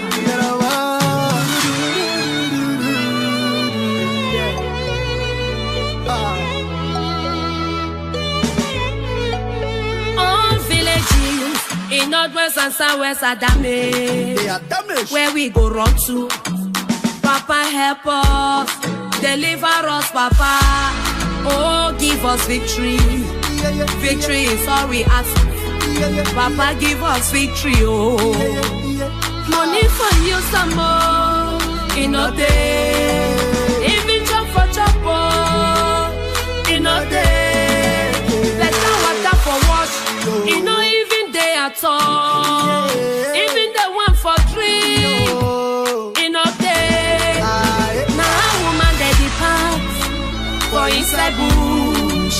Now picking they too, where they know they even go school. But when they say children are the leaders of tomorrow, how we go be leaders? We will not get booked for head. Oh, make we pray. For prayer is a key. Oh, make we pray. Oh, make we pray. Pastors, make we pray. Apostles, make we pray. Bishops, make we pray. Evangelists, make we pray. Workers in the vineyard. From northwest and southwest.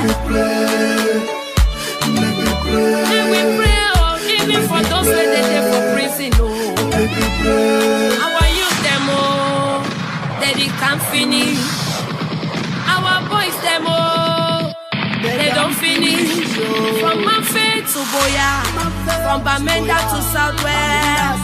Don't shed every day, oh, killing every day. People they die every day. Like say they been a chicken. My people live. Prayer is the key. Oh, may we pray, oh. Make me pray. Oh, make me pray. Make me pray. Oh, make me pray. Make me pray. Ramagade, legede. Oh, Ramosandala, Rosagade. Make me pray. Nika Brazandala. Jesus. Make me